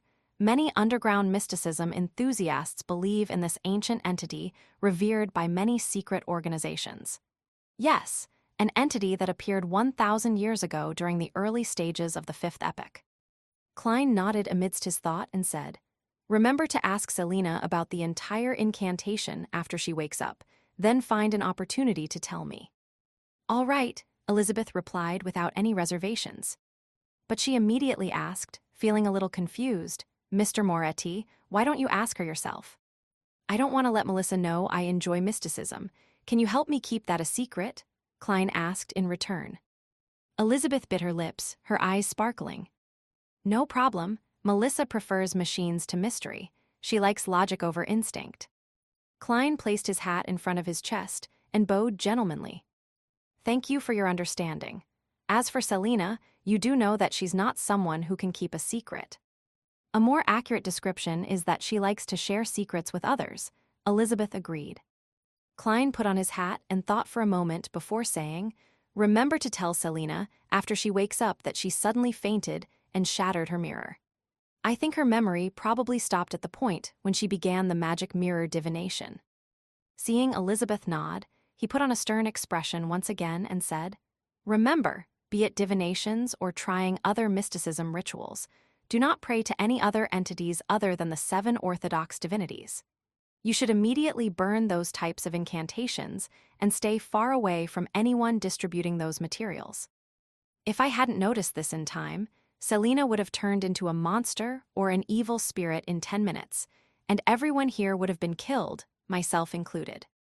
Thinking about the ice gold Selina in the mirror, Elizabeth had no doubts about what Klein had just said. She sighed with lingering fear and said, I understand and I'll remember. I'll also keep an eye on Selina. All right, go and take care of Selina. Klein raised his black cane and walked toward the stairway. As he walked, his eyes became darker. He took out a single penny with his right hand and flicked it into the air. Selina is all right now. Selina is all right now. Klein quickly repeated the description, then caught the falling coin. He saw George Ii's face facing upward. This was not a simplification of spirit dowsing. Instead, it was a simplification of dream divination. At that moment, Klein had forced himself into a state of sleep with the aid of cogitation in order to take a tour through the spirit world. The heads and tails of the coin were a symbolic manifestation. Heads represented affirmation, while tails indicated dissent. Great, everything is fine now. Klein twirled the bronze coin with his fingers happily. That was a simplification only a seer could accomplish. Elizabeth was staring at Klein's back and saw the flying coin before he caught it. Only when Klein vanished down the staircase did she turn to enter the bedroom. She saw Selina asleep on the floor with shattered pieces of the mirror beside her. She held her breath and tiptoed into the room as she looked at the fragments of the mirror. She made sure that the ice gold Selina was no longer present. Instead, the fragments were reflecting the ceiling. Phew! Put completely at ease, Melissa heaved a long sigh of relief. But despite her efforts, she couldn't move Selina to the bed. Instead, she nudged her awake. Elizabeth, what happened to me? Did I get drunk? Selina asked weakly, the glow in her eyes having turned considerably dull while her eyes were filled with confusion.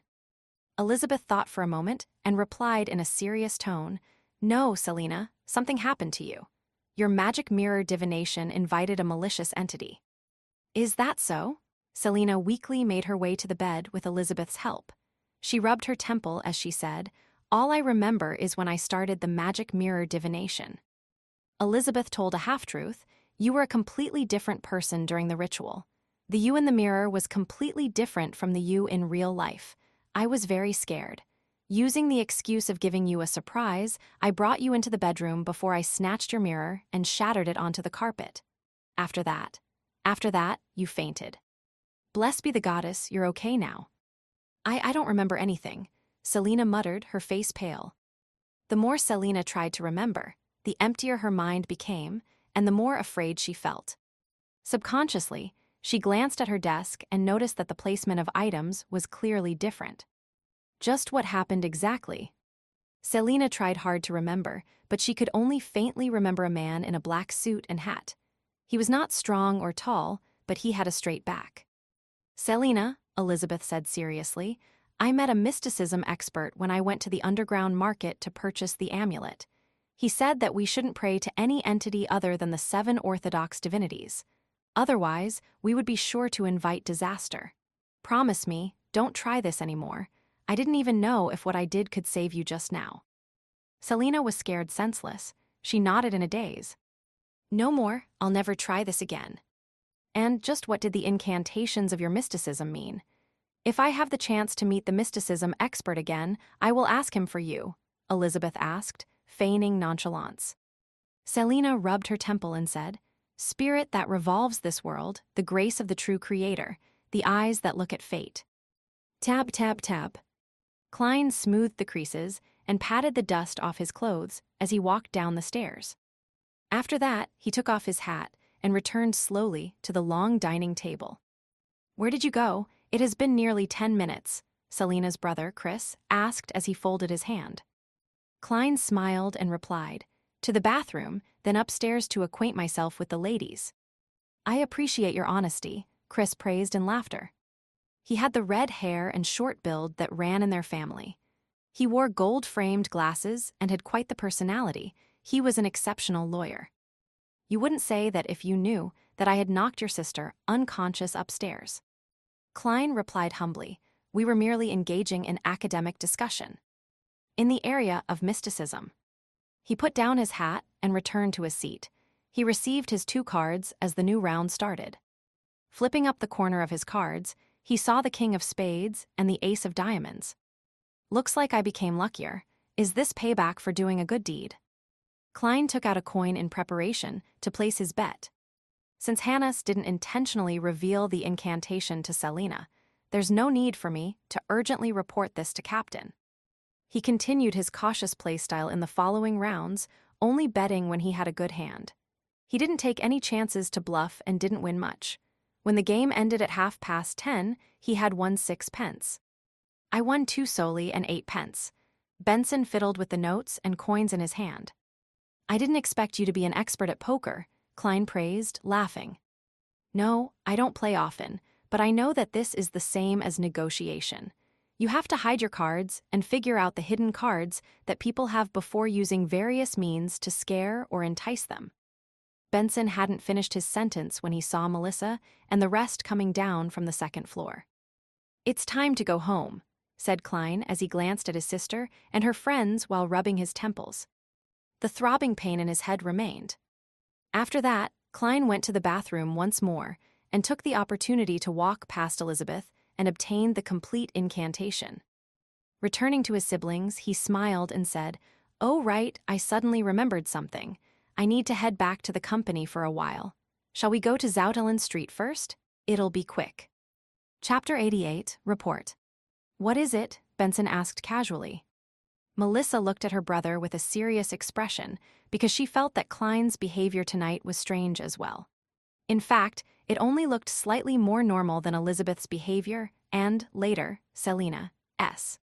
Klein chuckled as he had long thought of an excuse and said, There was a mistake in one of the document descriptions, and I already informed my colleagues that I would hand it over to them when I arrive early at the company tomorrow morning. So, I can either amend it now since it's on the way, or wake up at least half an hour earlier tomorrow morning. No doubt, I've chosen to do the former. Ah, no wonder. I had a nagging feeling that your mind wasn't in the game, so you were actually thinking about work. Benson smiled, suddenly enlightened. No, I apologize. I should say, the card game helped you think. All right, we shall wait for you. Melissa looked away and smoothed out the ruffles of her engageantes. As it was past the operation time for both track and trackless public carriages, the 3 siblings bid their hosts farewell before hiring a carriage nearby. It cost 2 soli for 45 minutes. I've heard that every carriage driver that rents out their own carriage adds ridiculous fees, Benson complained in a low voice. He had used most of the money that he won earlier to pay the driver. Klein smiled and replied, I think it's very acceptable. After all, it is almost 11 o'clock. I was just joking. I thought that we could actually share the carriage with other guests. 45 minutes can take us to many places. Benson looked out of the window at the other people who were hiring carriages one after another. I know, ride-sharing. Klein rubbed the top of his silver-inlaid walking stick and said, We don't have a problem with that, but the other customers might. Benson, did you notice that they care a lot about their image and at looking respectable? I think that might be common among the middle class. Benson nodded seriously and said, The Wood family was much more extravagant than I imagined. However, Wood's weekly salary is only £4 per week. Hesh, looking respectable might be the biggest difference between the middle-class people and curly-haired baboons. Do you have something against curly-haired baboons? Klein almost burst out laughing. Melissa didn't join in on their discussion. She took a seat and sized up Klein from time to time. Her gaze was sending chills down his spine. The two-wheeled horse carriage was traveling quickly in the dark, quiet street. They arrived at Zoudeland Street in only 12 minutes. "Wait for me here. 5 minutes, it won't be more than 5 minutes," Klein emphasized. He put on his top hat, grabbed his cane, and got off the carriage. As the carriage driver was charging based on time instead of distance, the driver didn't mind waiting. Going up the stairs, Klein arrived at the Blackthorn Security Company and knocked on the door. Within 10 seconds, the door was opened wide. Leonard Mitchell appeared before him in a vest and shirt. "You're not on duty tonight," Leonard pointed out, looking surprised to see him. Klein was only on guard duty once a week for the Channies Gate. They maintained a regular work schedule for the rest of the time. As for emergencies that happened at night, they would be dealt with by the sleepless who enjoyed the night. However, only getting 2 to 3 hours of sleep a day can cause baldness and memory loss. Whenever he thought about this, Klein couldn't help but ridicule Captain Dunn Smith in his mind. "I have something to report," he answered simply. "There's a mission," Leonard asked casually, moving aside. When Klein entered the reception hall, he saw Dunn coming out in his black trench coat. His gray eyes were dark as usual. "Captain, I came across an incident involving the supernatural." "Give me the details," Dunn asked directly. Klein recounted the whole story from earlier and reported the steps that he took to deal with it. "So, I think there's a need to investigate Hannes Vincent." Back then, he believed that since the evil entity that was invited by the magic mirror divination hadn't caused a disaster, and there was no indication that he was in extreme danger, that meant that the entity probably still needed more time. It didn't want to awaken or possess Selena ahead of time. Therefore, as long as its goals were not exposed, the evil entity chose to observe the situation. Under such circumstances, it wasn't hard for Elizabeth to trick Selena to head to the entrance of the bedroom. "You've done well.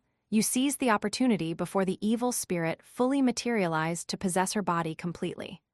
Dunn lifted his head lightly and said, "Let us take care of the follow-up investigations. You can return home to rest." Klein heaved a sigh of relief and chortled. "I thought you would make this my initiation mission and make me complete it alone." From the incantation that Elizabeth provided him, Hannes Vincent was certainly dangerous. "That's because there's already an initiation mission for you." The desultory Leonard chuckled by the side. "What?" Klein was shocked. Dunn smirked and explained with his soothing voice. "At around 7 tonight, the police station referred us to a case. From our initial assessments, there doesn't seem to be any danger or urgency, so it was decided that you would complete it on your own tomorrow." "All right, don't ask about the case. Rest well tonight and move your day off to Tuesday or Wednesday." "Captain, doing that only affects my sleep. Plus, Monday afternoon is when the tarot gathering takes place. Do I need to send a postponement notification to Justice and the Hanged Man?" Klein shook his head and smiled bitterly. He then bade farewell and left. Exiting the stairway, he suddenly sensed something. He lifted his head to look towards the carriage that they had hired. He only saw Melissa looking at him silently through the window. When they made eye contact, Melissa suddenly looked away and sat properly. The corner of Klein's mouth twitched, and he got into the carriage, pretending nothing had happened. Under the crimson moon and pure night sky, the carriage moved quickly down one street after the other. When they returned home, Klein yielded the bathroom to Benson for his shower, while he went to Melissa's bedroom and knocked twice. Melissa, who was planning to use the other bathroom, opened the door and looked at her brother suspiciously. "Melissa, do you have any questions that you'd like to ask?" "I know you do," Klein asked straightforwardly. "Don't just observe me in silence." Melissa's lips trembled and creased her eyebrows as she spoke. "Klein, what did you do to Elizabeth? She seemed a bit off."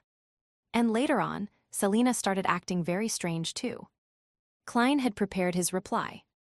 "Do you know that Elizabeth and Selena are mysticism enthusiasts. Yeah, but I don't like it. I don't think there's anything that can't be explained in this world, Melissa answered seriously after being momentarily taken aback. Anything that seems unexplainable is due to the fact that the knowledge we have grasped is insufficient. Yeah, I think so too, Klein echoed her sentiments guiltily. I once thought so too, until I successfully courted death. He coughed lightly and continued. Mysticism involves Hermes, the language used specifically for ancient worship ceremonies and prayers. Elizabeth knew that I am good at it. Heh, it is within a historian's domain after all. So, she asked me about the pronunciation of corresponding words and their actual meanings. Melissa nodded lightly, signifying her acceptance of her brother's explanation. It went according to her understanding of both parties. As for why Elizabeth and Selina became weird later on, I have no idea about the actual reasons. Klein removed himself from the picture first, then he said, "But I can make a guess." "You managed to guess it," Melissa blurted out in shock. Klein lifted his hand and patted his lips. I could guess from the contents of what Elizabeth asked. The few Hermes words were related to divination, as well as the worshipping of evil entities. Yes, when Selina did the magic mirror divination, did she recite in Hermes?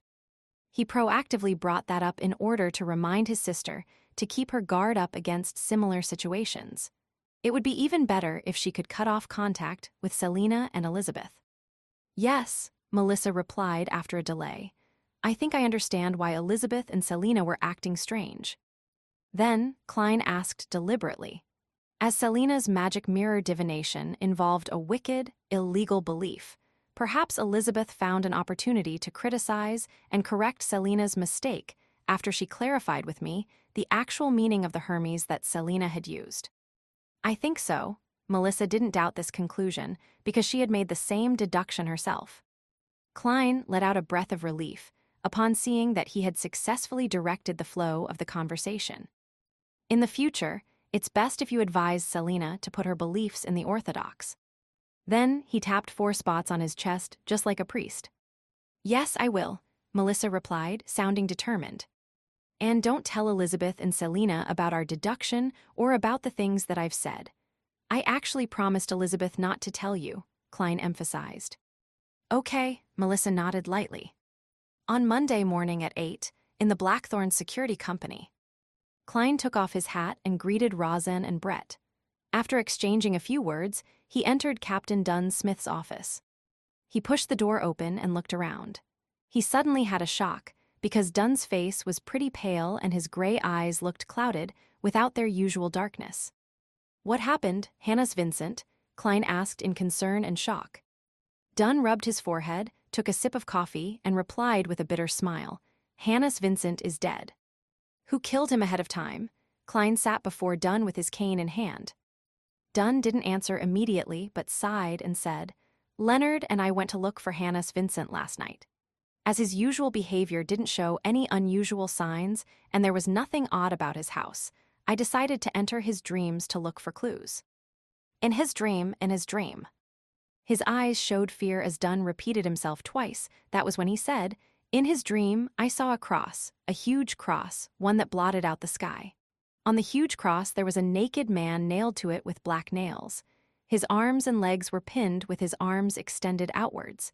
He was hung upside down, his head hung low like a chandelier. There were strips of blood stains on his body. Upon seeing such a scene, I lost consciousness.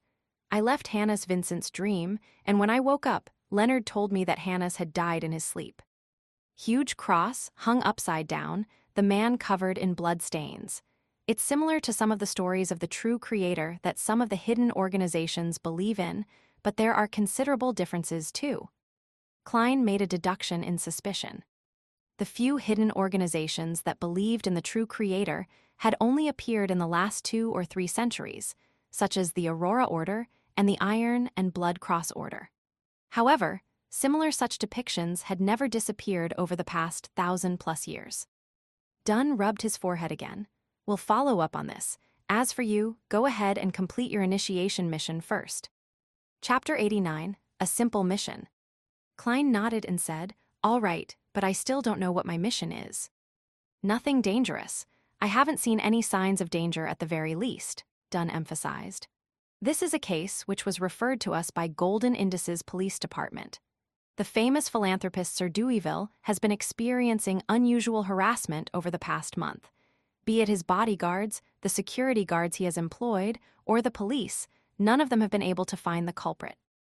Inspector Toll, who is in charge of this case, suspects that it involves beyonder powers and thus handed the case over to us.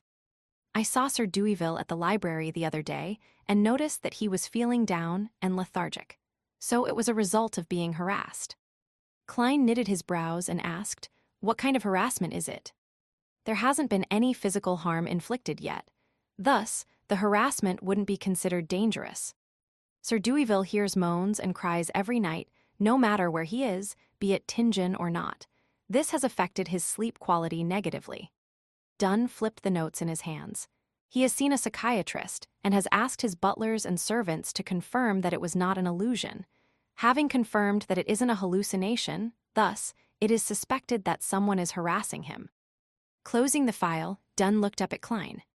Change into your probationary inspector uniform in the break room, then meet Inspector Toll, who is in charge of this case at the shooting club. He'll provide you with more details. Probationary inspector uniform, Klein asked instinctively. Dunn rubbed his forehead and smiled. Half of our salary comes from the police department, and the title of probationary inspector doesn't merely belong in the records. When you met Leonard and I for the first time, we were also wearing uniforms. This is a perk held by fully official members. Yes, the perks, as Emperor Roselle would call it. Unfortunately, I can't wear it as a casual outfit. Otherwise, I'd be able to have another spare outfit when my clothes are being washed. Klein picked up his cane and bade farewell before leaving the captain's office. He headed toward the break room and saw a black and white checkered uniform, complete with leather boots, placed on the table. The uniform's peak cap was embroidered with the logo of the police department, 2 crossed swords, and a crown. Located on the shoulder was a black and white epaulet with a shimmering silver star. This is a probationary inspector uniform. Klein glanced at the uniform and noticed a string of numbers under the silver stars, 6254. He had some understanding of the police rank structure in the Lone Kingdom. He knew that those at the top were the minister and the chief secretary of the police force. Under them were the respective commissioners, deputy commissioners, assistant commissioners of the various police departments. Those in the middle were superintendents and inspectors, while those at the very bottom were the sergeants and constables. After closing the door, Klein took off his suit and hat before changing into the uniform. He hung his suit up and left the room. He made his way into the clerk's office and looked at himself using the full-body mirror that Razin brought to him. The young man in the mirror had black hair with gentle brown eyes. The uniform on his body accentuated him with a heroic spirit. Not bad, Klein praised himself narcissistically.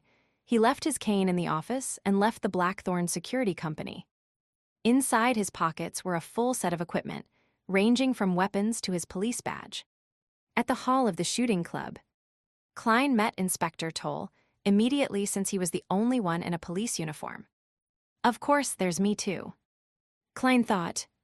There were 2 silver stars on the epaulets of Inspector Toll's uniform. His clothes were propped up by his stomach, and he had a thick blonde mustache. His frame was tall but not imposing. Perhaps it was imposing in the past. Moretti, Klein Moretti. Inspector Toll noticed Klein and welcomed him with a smile. Hello, Inspector Toll, I believe that you have the right person, Klein replied amicably.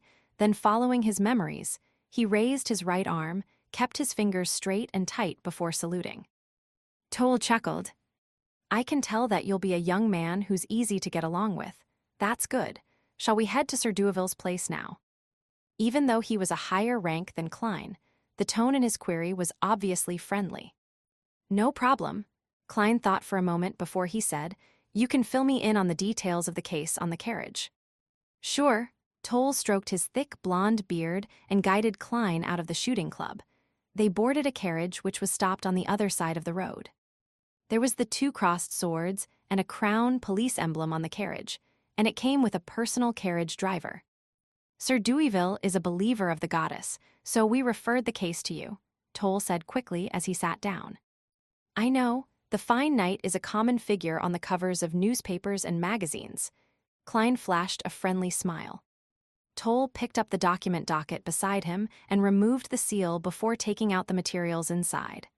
As he flipped through them, he explained, regardless, even if you are aware of it, I need to provide you with the detailed briefing. Sir Deweyville is one of the richest tycoons of Tingen City. He built his career beginning with a lead and porcelain factory. It has now expanded to steel, coal, shipping, banking, and bonds. He is also a great philanthropist that has been praised by the king, having set up the Deweyville Charity Foundation, the Deweyville Trust, and the Deweyville Library. He was also knighted 5 years ago. If he were willing to run for mayor, I don't think anyone in Tingen City could contest with him. But Backland is his goal. He wants to become a member of parliament. We once suspected that the harassment might be related to this, but we have no clues to this date. Klein nodded slightly and said, we can't rule out that possibility, but there's nothing to confirm that suspicion as of now. Toll didn't dwell on this point. He continued, from the 6th of last month, Sir Deweyville has heard painful skin-numbing moans every night when he sleeps, akin to a patient's fight for his life. He has checked the surrounding rooms multiple times, but he hasn't found anything unusual. His butler and servants have also confirmed that they heard such sounds, but it is simply softer for them. In the beginning, Sir Deweyville believed that this matter would pass quickly and didn't pay too much attention to it. But the moans became more and more frequent, to the point of occasionally happening during the day. There was even the addition of heart-wrenching cries. This has made Sir Deweyville lose sleep. Time and time again he had no choice but to leave Tingen to his villa in the villages. But it was to no avail. The moans and cries persisted. Similarly, the phenomenon persisted even in Backland, just that it wasn't as serious. He employed security guards to check his surroundings, but they didn't find any clues. Our preliminary investigations also came up with nothing.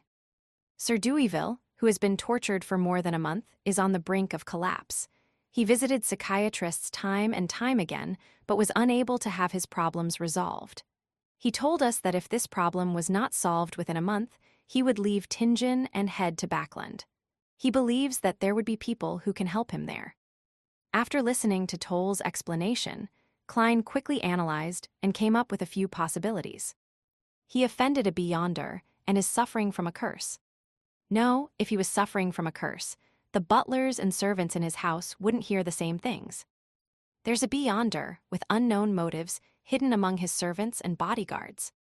But the problem stems from the point that there has been no requests made of Sir Deweyville over the past month.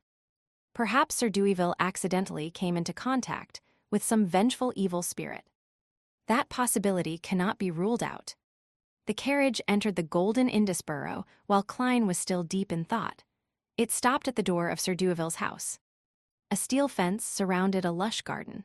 There were 2 statues by the side of the hollowed metal gates, a magnificent fountain that showered a marble sculpture with water, an expansive 2-story building, as well as a path wide enough to fit 3 carriages. Even the knight's house is only 2 stories high. The newspaper reported that Backland is experimenting with building 10-story apartments. Klein got off the carriage and saw a sergeant with 3 chevron stripes walking over briskly. He looked at Klein and saluted. "Good morning, sir." "Good morning," Klein nodded with a smile. Toll smiled.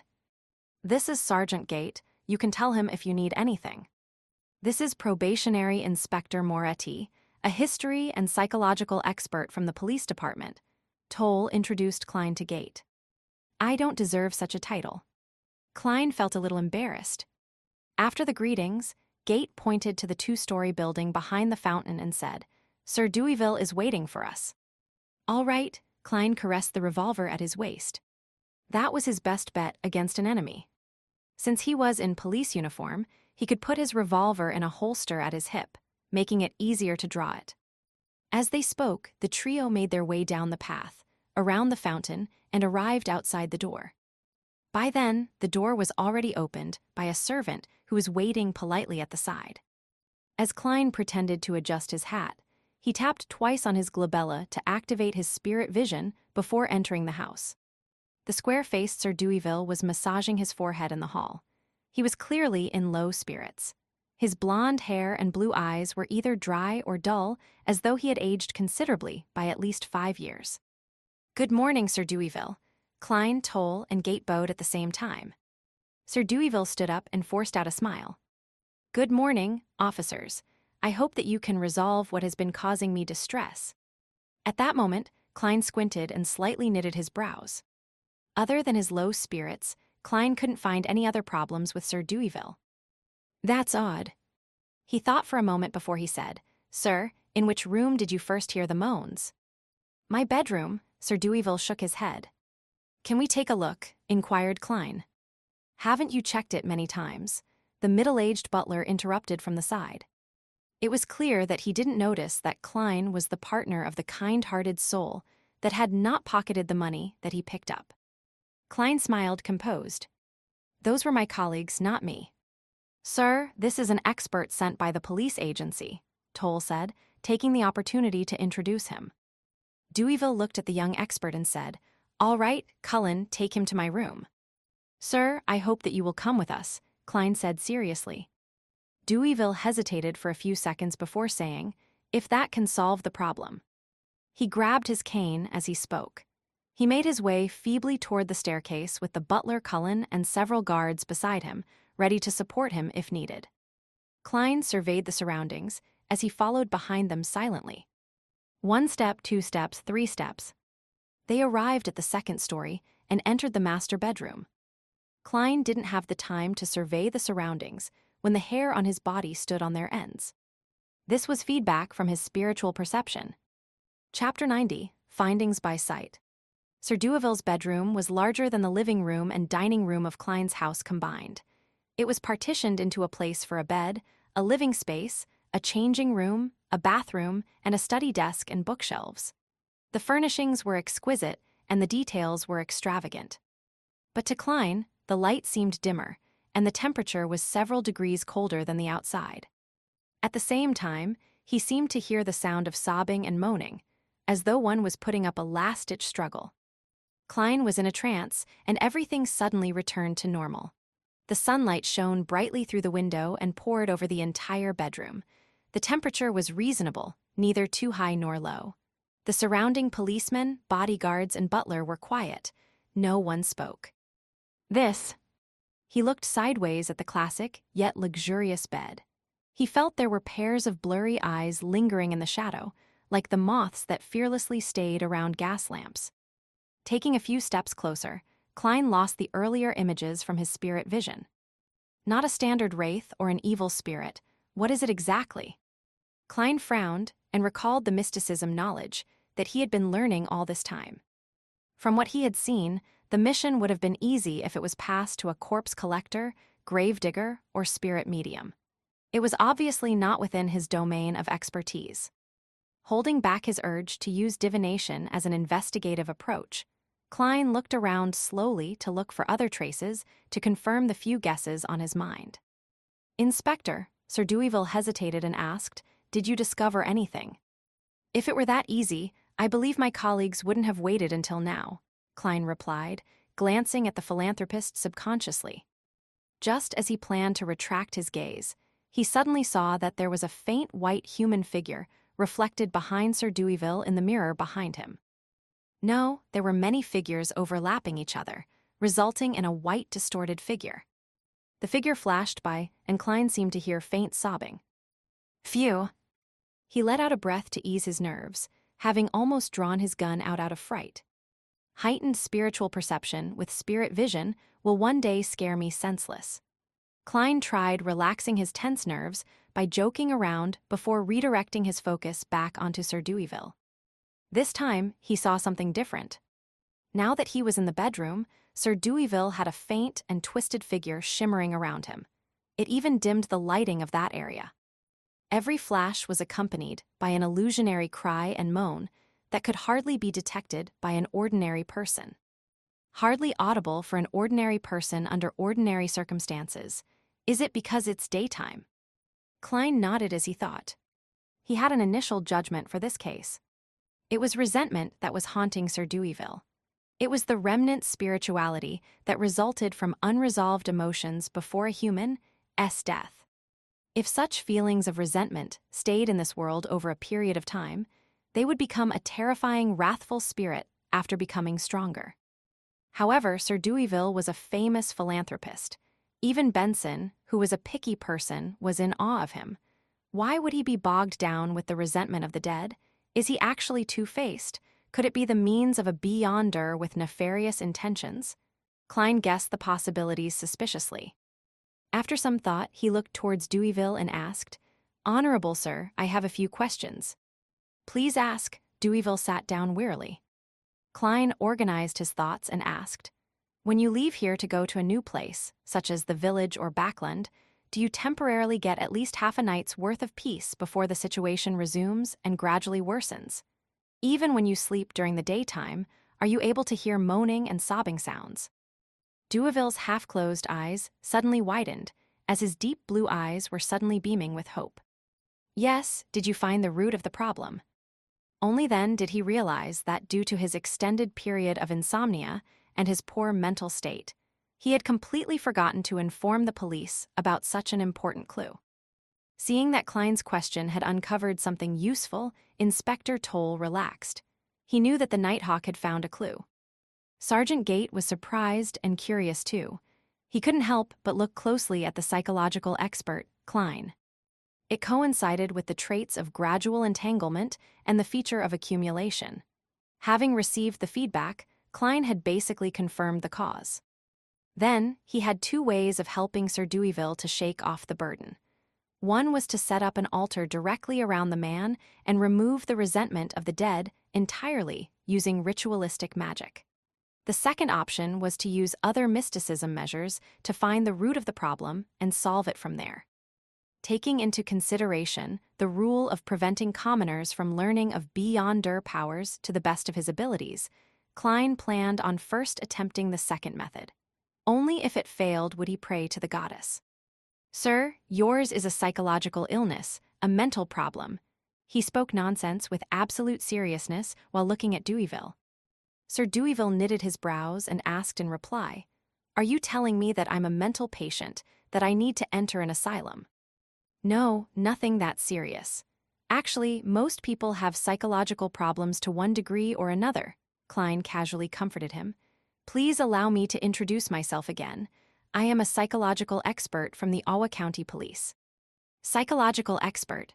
Deweyville and his butler looked at Inspector Toll, who they were familiar with. Toll nodded seriously and confirmed that it was true. "All right, what do you need of me for my treatment? Besides, I don't understand why my butler, my bodyguards, and my servants will hear the sobbing and moaning as well." Deweyville held his walking stick with both hands, looking confused. Klein replied professionally, "I will explain it to you after it's resolved. Please tell your butler, your servants, and your bodyguards to leave. Inspector Toll, Sergeant Gate, please leave as well. I need a quiet environment to begin the initial treatment." "A treatment with magic?" Inspector Toll added in his heart and nodded at Sir Deweyville. Deweyville fell silent for more than 10 seconds before saying, "Cullen, take them to the living room on the second floor." "Yes, sir." Butler Cullen didn't retort since the request was made by a police officer, a probationary inspector, and a psychological expert. After watching them leave the room one after another and closing the door behind them, Klein looked at Deweyville, who had dark blonde hair and blue eyes, and said, "Sir, please lie down on your bed. Relax and try to sleep." "All right." Deweyville hung his coat and hat on the clothes rack before walking slowly to the side of the bed and then laid down. Klein drew all the curtains, turning the room dark.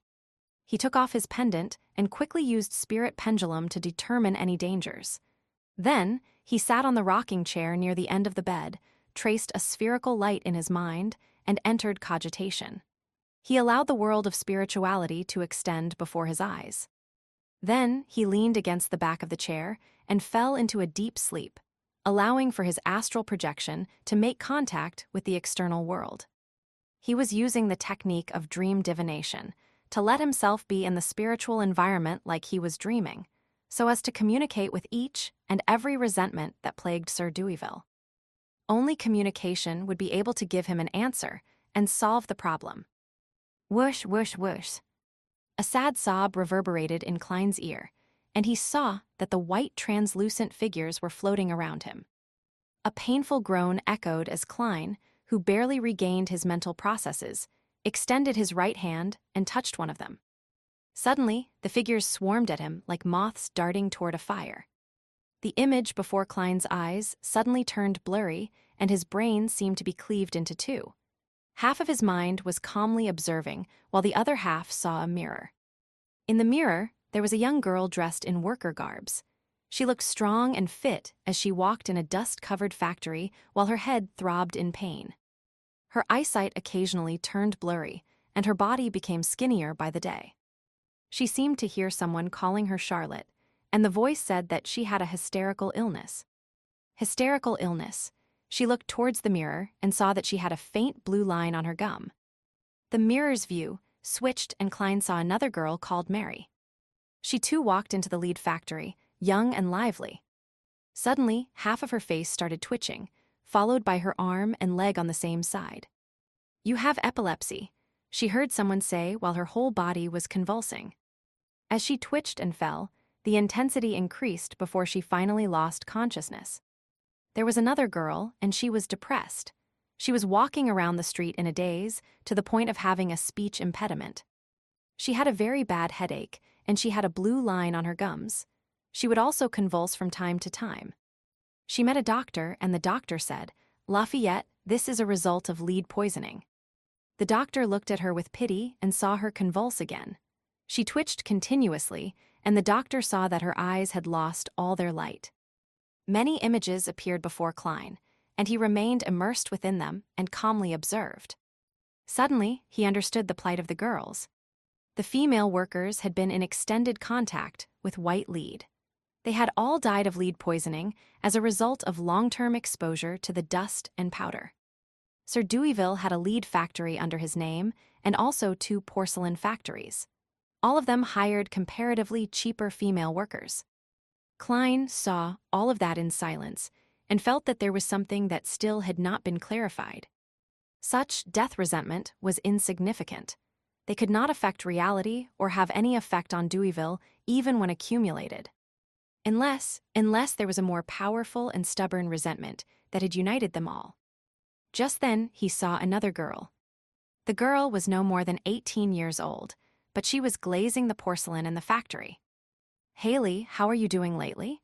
Do you still have a headache? If it gets too serious, remember to inform me. Sir Deweyville has enforced a rule that people with severe headaches cannot continue being in contact with lead and must leave the factory," an elder lady asked with concern. Haley touched her forehead and replied with a smile, "Just a little, I'm okay." "Tell me tomorrow if it gets any worse," the elderly lady exhorted. Haley agreed. When she returned home, she massaged her forehead from time to time. She saw that her parents and brother had returned, but their faces looked hopeless. "Your father and brother lost their jobs," her mother said as she wiped her tears. Her father and brother hung their heads low and muttered, "We will try to get some work at the harbor. But we don't even have bread money for the day after tomorrow. Maybe we will need to move to Lower Street." Haley's mother looked at her with reddened eyes. "When are you getting your pay? It's 10 solely, right?" Haley massaged her forehead again. "Yeah, Saturday. She didn't say anything else and remained as quiet as usual. She returned to the factory the next day and told her supervisor that her headache recovered and she felt fine. She smiled and walked 5 kilometers back and fro to work daily. She massaged her head more and more frequently. "You haven't found another job?" Haley couldn't help but ask her father and brother while looking at the soup which was boiling with black bread. Her father said in frustration, "The economy is in a recession. Many places are retrenching. Even the harbor jobs are sporadic. I could only get 3 solely and 7 pence a week." Haley sighed and fell into her usual silence. However, she hid her left hand that was twitching suddenly. On the second day, she walked to work again. The sun was shining brightly, and the street grew busier and busier with pedestrians. Suddenly, she started convulsing all over. She fell to the side of the road, foam spewing out of her mouth. She looked up into the sky, and her gaze turned into a blur. She saw people walking past, and others getting close. She saw a carriage pass by with the Deweyville family emblem with a white dove with its spread wings as if ready to take off. She tried hard to open her mouth, but she couldn't make a sound. So she didn't say a thing, quiet as ever. But the difference this time was that she was dead. The original inspiration for these girls come from Jack London's The People of the Abyss. Chapter 91, Solution. The scenery started to distort, turning illusory and began to fade away. After Klein left his dreamlike state, his vision adapted to the darkness in the room. He knew that with 1 pound and 10 soli, which was 30 soli a week, Benson didn't have an easy time supporting the family according to the standards of an average family. He had thought that the majority of workers earned 20 soli a week. He had once heard Melissa remark that Lower Street of Iron Cross Street had 5, 7, or even 10 families squeezing into the same room.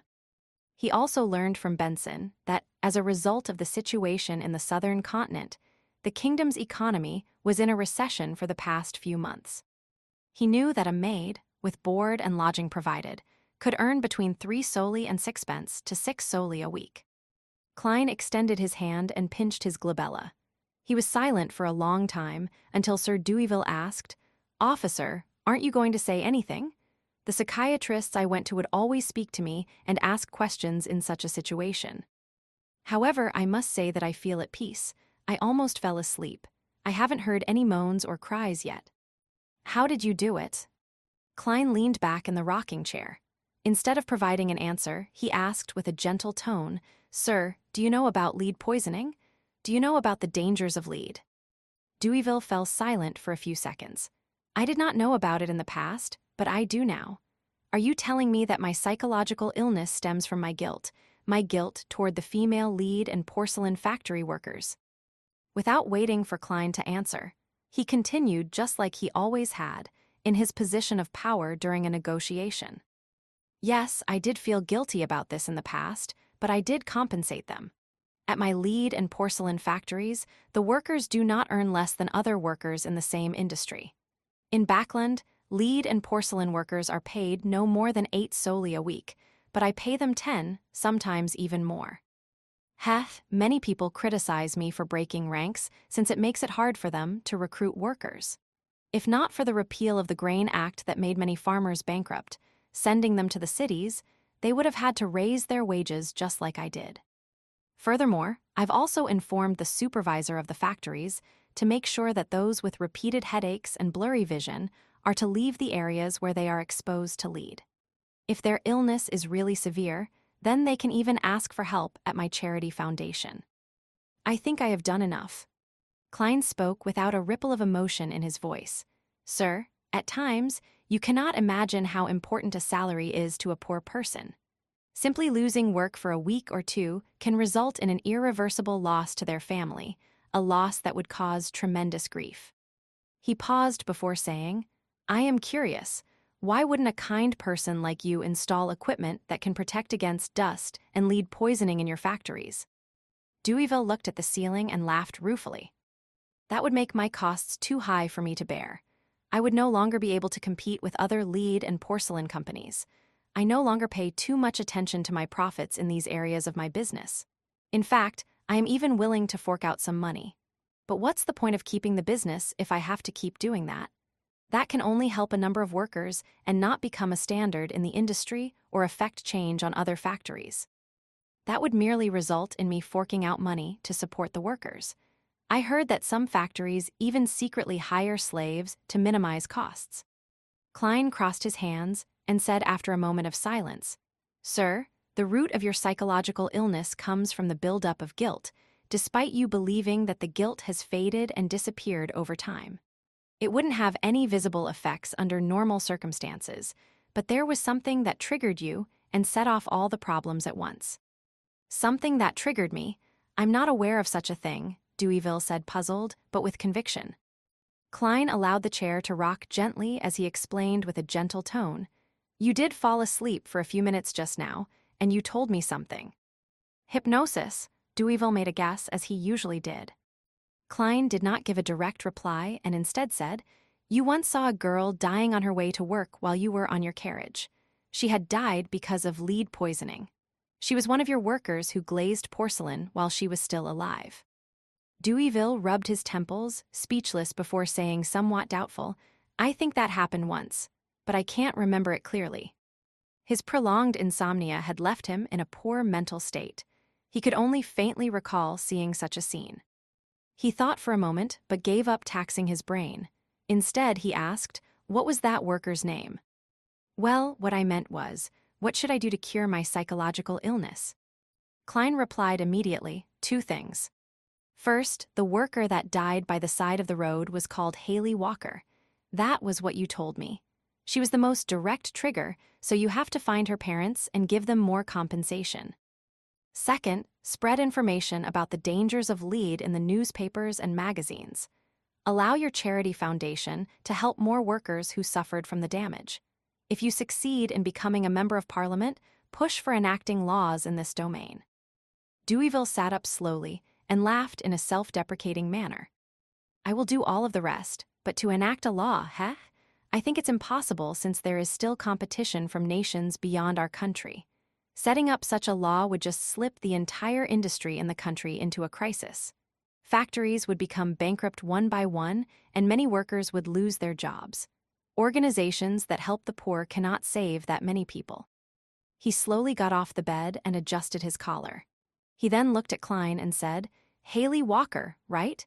I'll immediately get Cullen to retrieve information about her from the porcelain company and find her parents. Officer, please wait with me and continuously evaluate my mental state. All right. Klein stood up slowly and smoothed his black and white checkered police uniform. At 11 in the morning, in the living room of Deweyville. Klein sat on the sofa in silence as he looked at the man and woman being guided into the house by butler Cullen. The 2 guests had blemished skin, wrinkles already woven into their faces.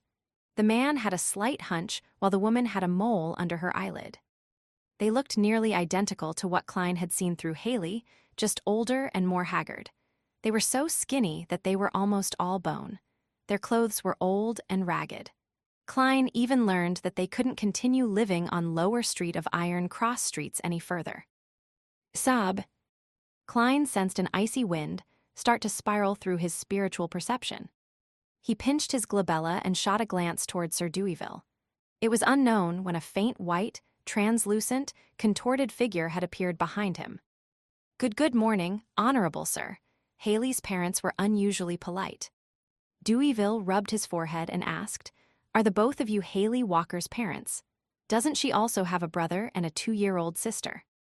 Haley's mother answered in fear. Her brother broke his leg at the harbor some time back. We got him to take care of his sister at home. Deweyville remained silent for a few seconds before he sighed. My deepest condolences for what happened to Haley. Upon hearing that, the eyes of Haley's parents immediately turned red. They opened their mouths and said over each other, Thank you for your goodwill. The police told us that Haley died from lead poisoning. That's the term, right? Oh, my poor child, she was only 17. She was always so quiet, so determined. You had sent someone to visit her before and sponsored her burial. She is buried at the Raphael Cemetery. Deweyville glanced at Klein and changed his sitting posture. He leaned forward and said with a serious tone, That was actually an oversight of ours. I have to apologize. I have considered that I need to compensate you to compensate Haley. Her weekly salary was 10 soldi, was it not? 1 year would be 520 soldi, or 26 pounds. Let's assume that she could have worked for another 10 years. Cullen, give Haley's parents 300 pounds. 300 pounds, Haley's parents were dumbfounded. They never had more than 1 pound of savings, even at their richest. It wasn't only them who were dazed. Even the expressions of the bodyguards and maids in the room were also all that of shock and envy. Even Sergeant Gate couldn't help but draw in a deep breath. His weekly salary was only 2 pounds, and among his subordinates, only one chevroned constable earned 1 pound a week. Amidst the silence, Butler Cullen walked out of the study and held a bulging sack. He opened the sack and revealed stacks of cash, some 1 pound, some 5 pounds, but mostly made up of 1 or 5 soldi. It was clear that Deweyville had made his subordinates receive change from the bank earlier. It's an expression of Sir Deweyville's goodwill. Cullen handed the sack over to Haley's parents after receiving confirmation from his master. Haley's parents took the sack and rubbed their eyes, looking at it in disbelief. "No, this is too generous. We cannot accept this," they said as they held the sack tightly. Deweyville said in a deep voice, "This is what Haley deserves." "Why, you truly are a noble, charitable knight." Haley's parents bowed repeatedly in agitation. They had smiles on their faces, smiles that they couldn't repress. They praised the knight repeatedly, repeating the same few adjectives they knew. They kept insisting that Haley would be grateful towards him in heaven. "Cullen, send them home. Oh, take them to the bank first." Deweyville heaved a sigh of relief and instructed his butler. Haley's parents hugged the sack tightly and walked toward the door quickly without stopping. Klein saw the faint, translucent figure behind Sir Deweyville attempt to extend its hands towards them, hoping to leave with them, but the parents' smiles were abnormally radiant. They didn't turn back. That figure turned fainter and soon vanished completely. Klein also sensed that the icy feeling in the guest hall had instantly returned to normal. From beginning to end, all he did was sit there silently, not expressing his opinion. "Officer, I feel much better. Now can you tell me why my butler, servants, and bodyguards could also hear the cries and moans? This shouldn't just be solely a psychological illness of mine, right?" Deweyville looked at him curiously. Inspector Toll, who knew the underlying truth, instantly became nervous. Klein replied without much expression, "In psychology, we call this phenomenon mass hysteria." Chapter 92, Psychological Expert. Mass hysteria. Sir Deweyville, who had met many psychiatrists recently, ruminated over the term Klein had said. Despite their curiosity, his butler, bodyguards, and servants didn't make a single sound since they had not been given permission by him. As for Sergeant Gate, he looked towards Klein doubtfully, as if he had never heard of that concept. Klein controlled his habit of tapping the armrest with his fingertips and calmly explained, "Humans can be fooled easily by their sensory organs.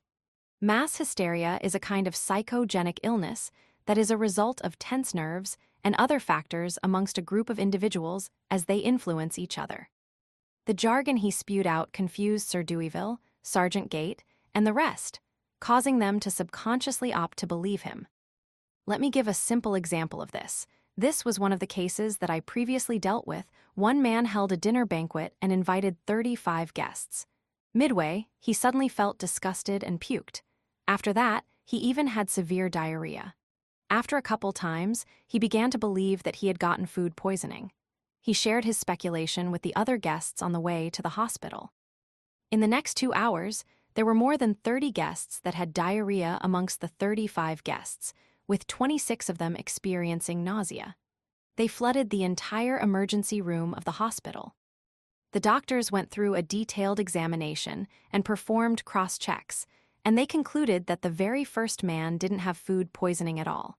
Instead, it was a result of stomach inflammation caused by the change of weather and cold liquor. The most surprising fact was that none of the guests who went to the hospital had food poisoning. In fact, not a single one of them was sick. That is mass hysteria. Deweyville nodded slightly and marveled. "I understand now. Humans do lie to themselves easily. It's no wonder that Emperor Roselle once said that a lie would become reality once it was repeated 100 times. Officer, how may I address you? You are the most professional psychiatrist I have ever met." "Inspector Moretti." Klein pointed at his epaulette and said, "Sir, your troubles have been resolved temporarily for now. You can try to sleep now while I determine if there are any other problems.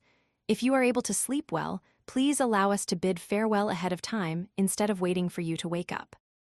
"All right." Deweyville massaged his forehead, took his cane, and walked upstairs to his bedroom.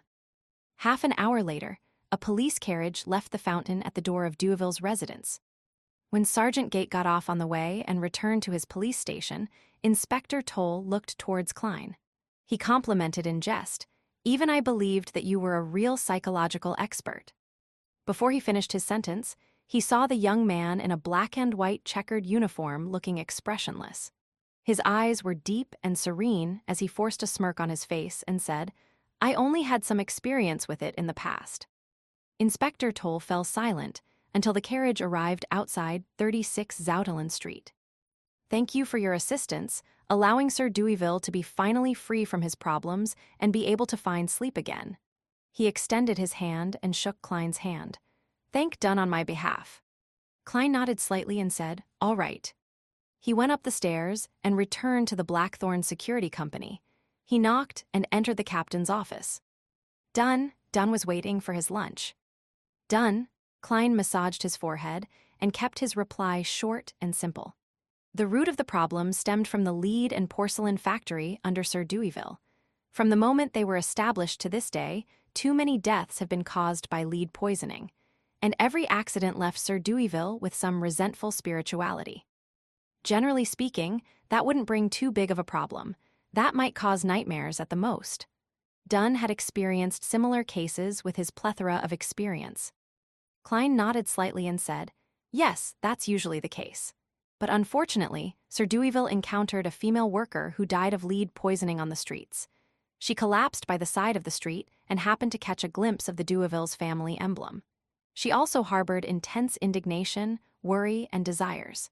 It was only when Sir Deweyville gave her parents, brother, and sister a compensation of £300 did her emotions dissipate. This is a societal problem. It isn't rare in the age of steam and machinery." Dunn took out his smoking pipe, smelled the tobacco, and sighed. "Workers that make linen work in damp environments and are generally diagnosed with bronchitis and joint-related ailments. As for factories with serious powder and dust issues, even if the dust isn't poisonous, it can still accumulate into lung problems. Sigh, we don't have to talk about this. As the kingdom develops, I believe these problems will be resolved. Klein, let's find a restaurant tonight to celebrate you becoming an official member, all right?" Klein thought for a moment before saying, "How about tomorrow? Captain, I have used spirit vision for an extended period of time today and also used dream divination to directly interact with those resentments. I'm feeling especially drained. I want to return home in the afternoon to get some rest. Would that be okay? Oh, then I'll head over to the Divination Club at about 4 or 5 in the afternoon to see how the club members are reacting to news of Hannah Vincent's sudden death." "No problem, that's only necessary," Dunn chuckled. "Tomorrow night it is. Let's do it at Old Will's restaurant next door. I'll get Rosen to make a reservation." Klein took off his police peak cap and stood up to salute him. "Thank you, Captain. See you tomorrow." Dunn lifted his hand and said, "Hold on. Did you mention that Sir Deweyville gave the female workers' parents a compensation of £300? "Yes," Klein nodded and immediately understood the reason why the captain had mentioned it. "You are worried that they will get into trouble because of their wealth." Dunn sighed. "I've seen many similar situations in the past. Pass me their address. I'll ask Kenley to arrange for them to leave Tingen for another city to start life anew." "All right," Klein replied in a deep voice. With all of that done, he left Dunn's office and entered the break room diagonally opposite. He changed into his original suit and left the police uniform in his locker. Klein took the public carriage back to Daffodil Street in silence. He took off his coat and top hat. He then heated up the leftovers from last night and ate them with the last piece of wheat bread to fill his stomach. Then he went to the second floor, hung his clothes, and slumped into bed. When he woke up, the pocket watch showed that it was already 2:10 in the afternoon. The sun was hanging high up in the sky, and the sunlight shone through the clouds. Underneath the golden splendor, Klein stood next to his desk and looked out the oriel window. He watched the pedestrians in old ragged clothing as they entered or left Iron Cross Street. Phew! He let out a breath slowly, finally overcoming his low spirits. Every journey had to be taken one step at a time. Likewise, his sequence needed to be advanced one level at a time. Everything worked like that. He shook his head and sat down. He started concluding and reorganizing his encounter over the last week, so as to reinforce the important points in his mind to prevent himself from forgetting them. 5 minutes before 3 in the afternoon. Above a blurry, boundless, grayish-white, silent gray fog stood a lofty palace. An ancient mottled bronze table sat there quietly. On the seat of honor at the long table sat a man already engulfed by the thick gray fog. Klein leaned against the back of the chair and contemplated. He suddenly extended his hand and tapped on the crimson stars that represented justice and the hanged man. Backland Empress Burrow. Audrey lifted her dress as she quickly walked towards her bedroom. Suddenly, she felt something and looked sideways at the shadow sitting on the balcony. As expected, she saw her golden retriever, Susie, who was sitting there in silence, observing her as always. Audrey sighed and drew a crimson moon on her chest. She then got closer and looked down at her golden retriever from a commanding position. Susie, that's not right. This is peeping. A spectator has to observe in an open manner. The golden retriever lifted its head to look at its owner and shook its tail. After nagging her dog, Audrey didn't delay any further and continued walking towards her bedroom again. In the few seconds of opening and closing the door, she suddenly had a weird idea. I wonder if Mr. Fool would allow Susie to enter that mysterious space. Then, there would be 4 members in the tarot gathering, and all of them would be beyonders. No way, Susie can't talk. If they were to let her express her opinion and share her thoughts, what would she do? Woof woof woof, howl howl. Ewa, why am I mimicking a dog's bark here? Just imagining such a scene feels really strange. A mysterious and solemn gathering with the sudden barking of a dog. Mr. Fool would definitely kick us out of the tarot gathering directly. Audrey locked the door and sat by the side of her bed. She took out a piece of old yellowish-brown paper from underneath her pillow. She read it repeatedly and entered her spectator state. In a particular area of the Sanya Sea, an old sailboat which was in pursuit of the listener had already left the Rorsted archipelago. Seafarer Alger Wilson was worried that the wall clock's machinery would malfunction, so he entered the captain's cabin about half an hour earlier in case he had misjudged the time, which would cause his subordinates to see him getting pulled into the tarot gathering. In front of him was a glass of nearly transparent liquor. The rich aroma swirled strand after strand into his nostrils. Alger trembled once again when he thought of the impending gathering, the boundless fog that presented itself in front of him in the hotel's corridor, and the mysterious fool who sat in the middle of the gray fog. He lifted his glass and took a gulp, using the burning sensation in his throat to ease the emotions that had stirred within him. Very soon, he restored his calm. He was as calm and stoic as he always was. Chapter 93, New Diary Page. Above the gray fog, gigantic stone columns held up a majestic divine hall. 2 dark red blobs extended out into faint human figures by the side of the ancient mottled bronze table. Good afternoon, Mr. Fool. Augmented with a blurry effect, Audrey greeted him with a bow and smiled. It is unfortunate that there is no wine here, otherwise we could have a toast to your successful trial. She was referring to the ritualistic magic. You are more powerful than we imagined, Alger Wilson praised as well. Klein was surrounded by the thick fog as usual. He pressed down with his right arm and spoke with his normal tone, replying as though it was natural. Great, this means that we are on the path of excellence. If you have any matters to tend to that leave you unable to attend the gathering on Mondays, conduct the ritual and inform me. All you have to do is change the line in the incantation, I pray for a good dream, with the reason. All right, Audrey quickly agreed. Mr. Fool, I obtained another page of Emperor Roselle's diary. I believe I still owe you 1 page. I was away from land this week and haven't found any new pages.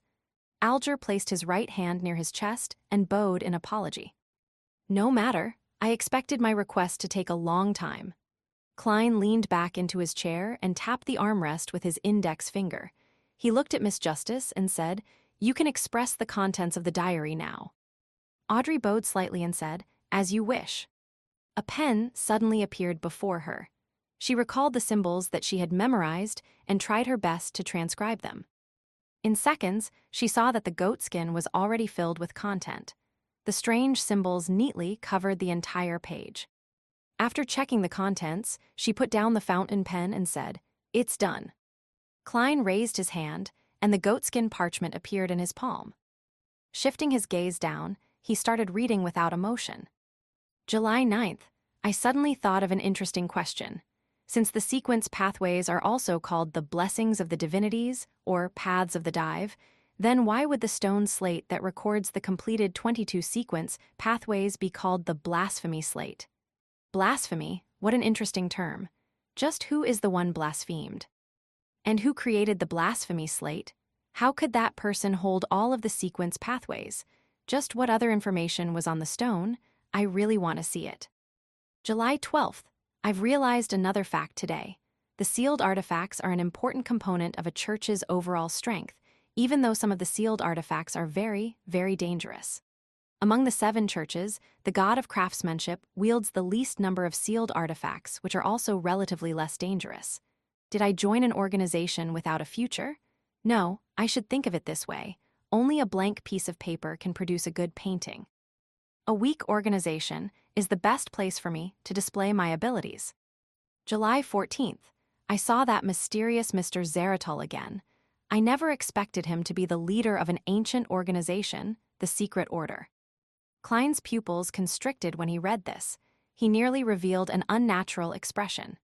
The Zaratul family only had a certain connection with the Secret Order in the notes of the Church of Evernight. But now, he learned from Emperor Roselle that the mysterious Mr. Zaratul was further determined to be the leader of the Secret Order. From the looks of it, it is an unquestionable fact that the Secret Order holds the seer sequence pathway. While Klein was reading the diary, Audrey looked over and began observing him out of habit. However, her field of vision was completely obscured by the thick fog. Momentarily taken aback, Audrey snapped back to her senses and turned her head frantically to look at the other illusory dark red star. I was too reckless, too insolent, too foolish in trying to observe Mr. Fool. I was lucky that he isn't angry. Audrey stuck out her tongue secretly and pretended to admire the scenery. She was just short of humming a lively tune. Alger sat silently, his gaze never leaving the long bronze table. He knew his place, as if he was in the presence of a true god. Klein collected himself and scanned the last portion of the diary. After learning that I had become a savant, Mr. Zaratul mentioned that I had chosen a difficult, yet relatively safe path. I asked him why that was the case, but all he did was smile before telling me that the sequence pathway contains secrets beyond my imagination. I couldn't help but ask him which sequence pathway he selected. He told me that his sequence 9 was seer. I intentionally mocked him and asked if every seer only disclosed half-truths, never explaining things more clearly. Furthermore, he was clearly a powerful high-sequence beyonder. There was no need for him to continue acting as a seer. Mr. Zaratul told me that it was a habit he adopted from back when he was a seer, and that this was a method that could pique my curiosity and make me cooperate with him.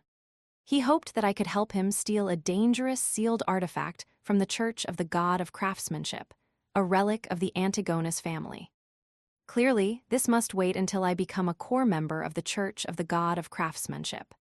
I asked Mr. Zaratul how long it would take to digest the potion if I used the acting method, and what standards I should use to determine if I had digested it completely. He told me that for the lower sequences, it would only take half a year to digest the potion as long as one strictly used the acting method. In fact, in the fastest case, it might only take a month.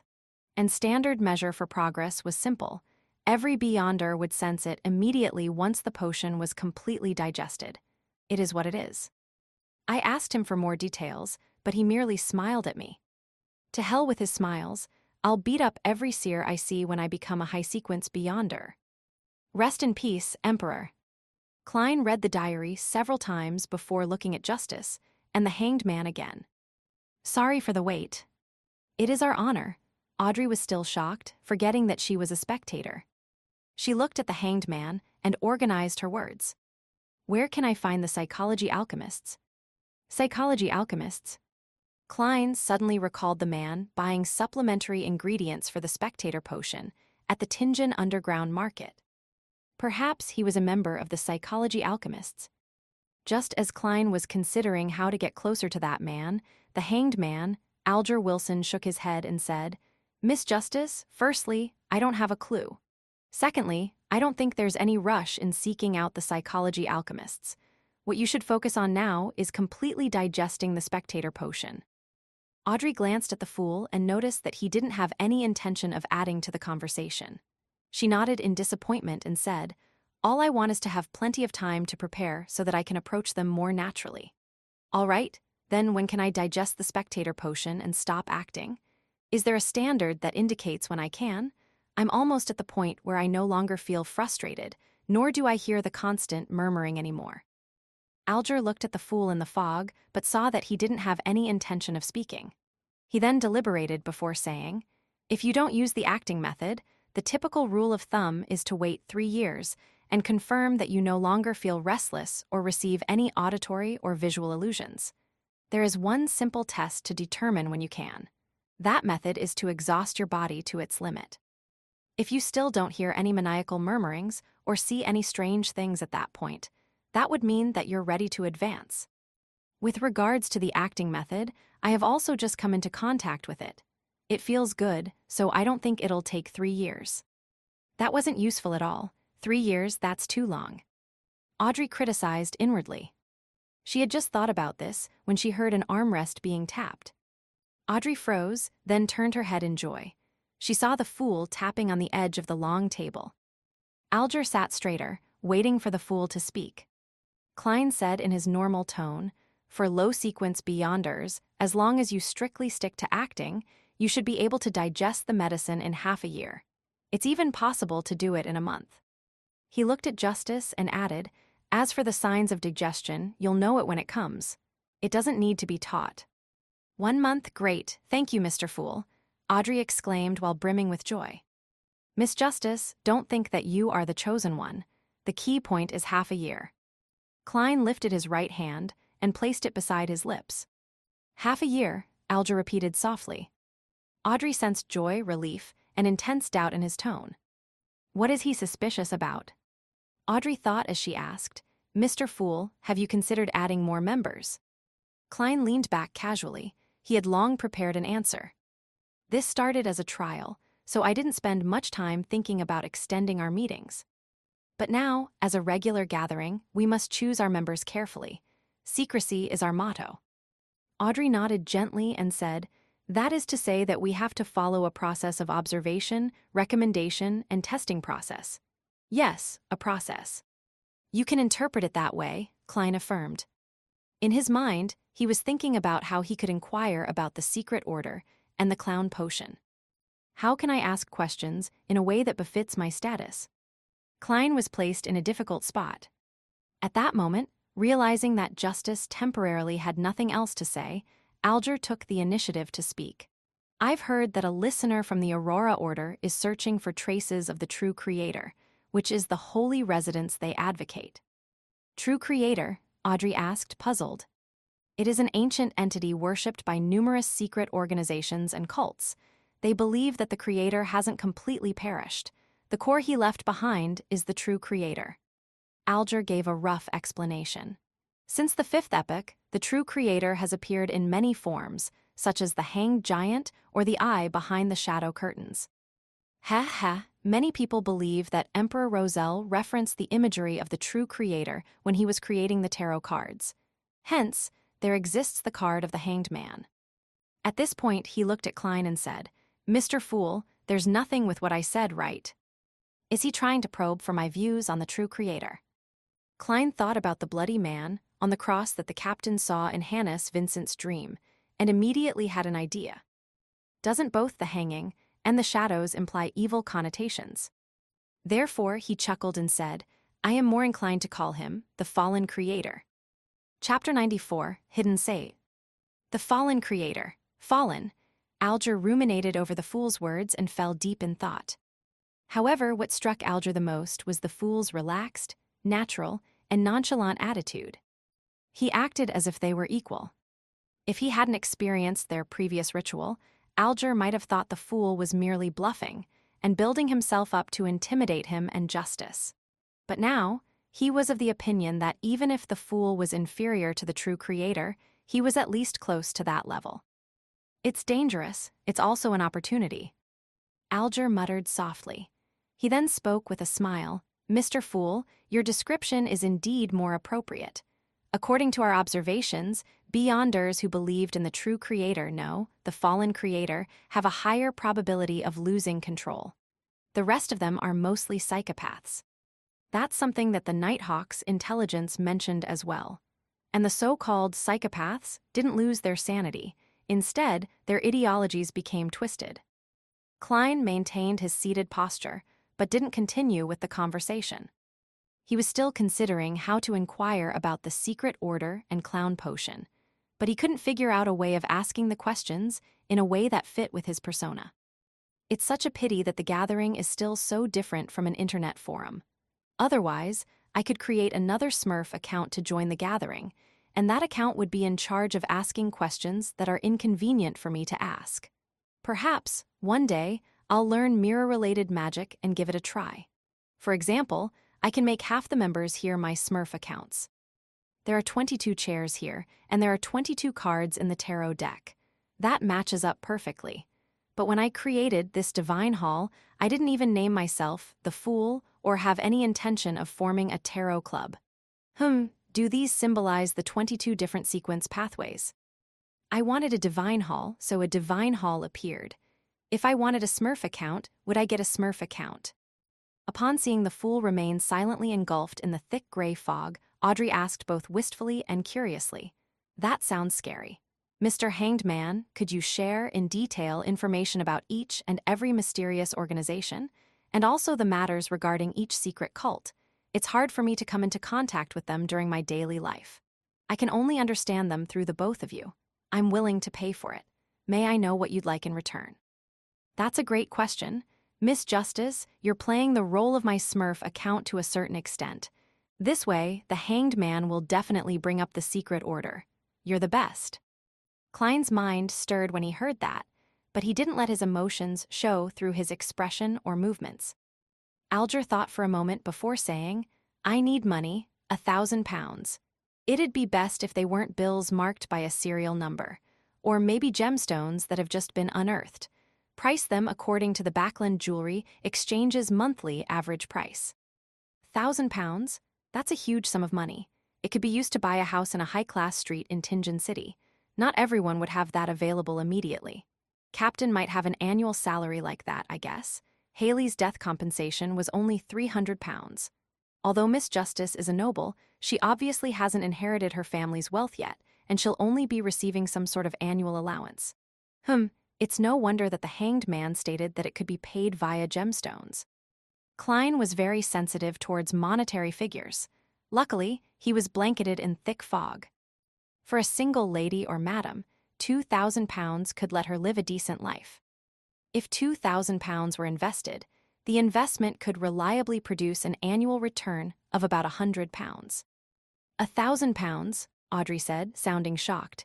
She then replied happily, "No problem, do I send it to the previous address?"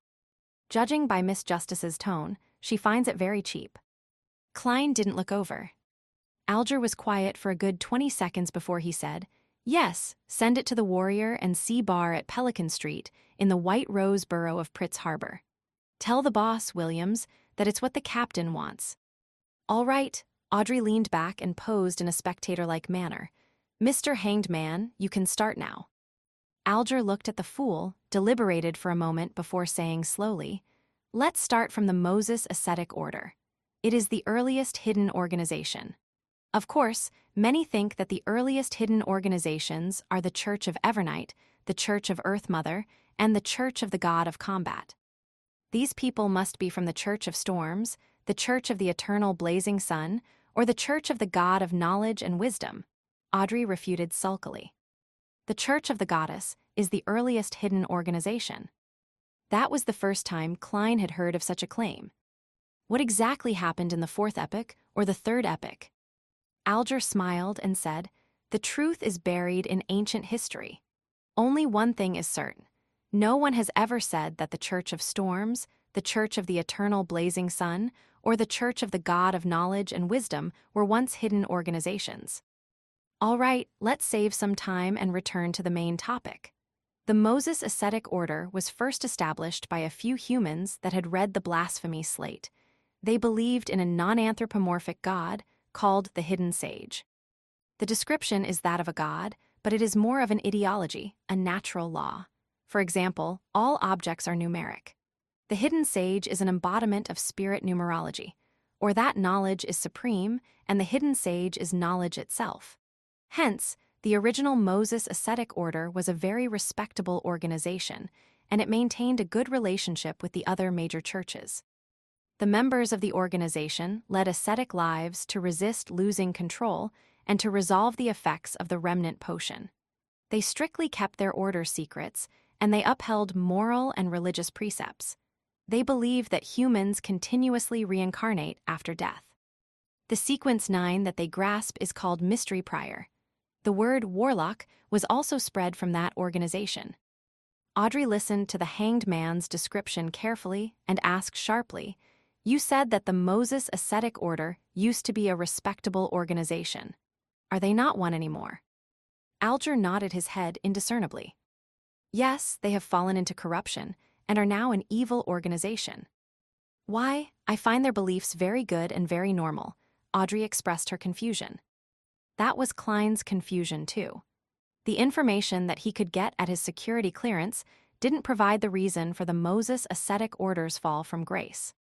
Alger looked at the unfathomable fool and tersely agreed.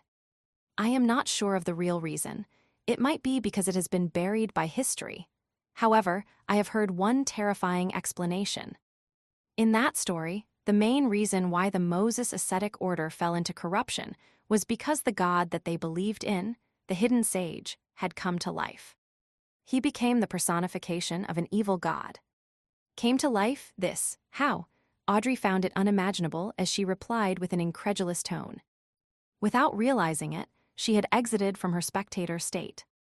It's like a horror story, but the ghost is even a god. Klein's heart stirred with a surge of emotions as well.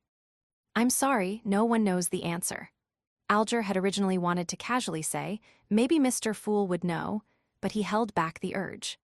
He had already teetered on the borders of danger once.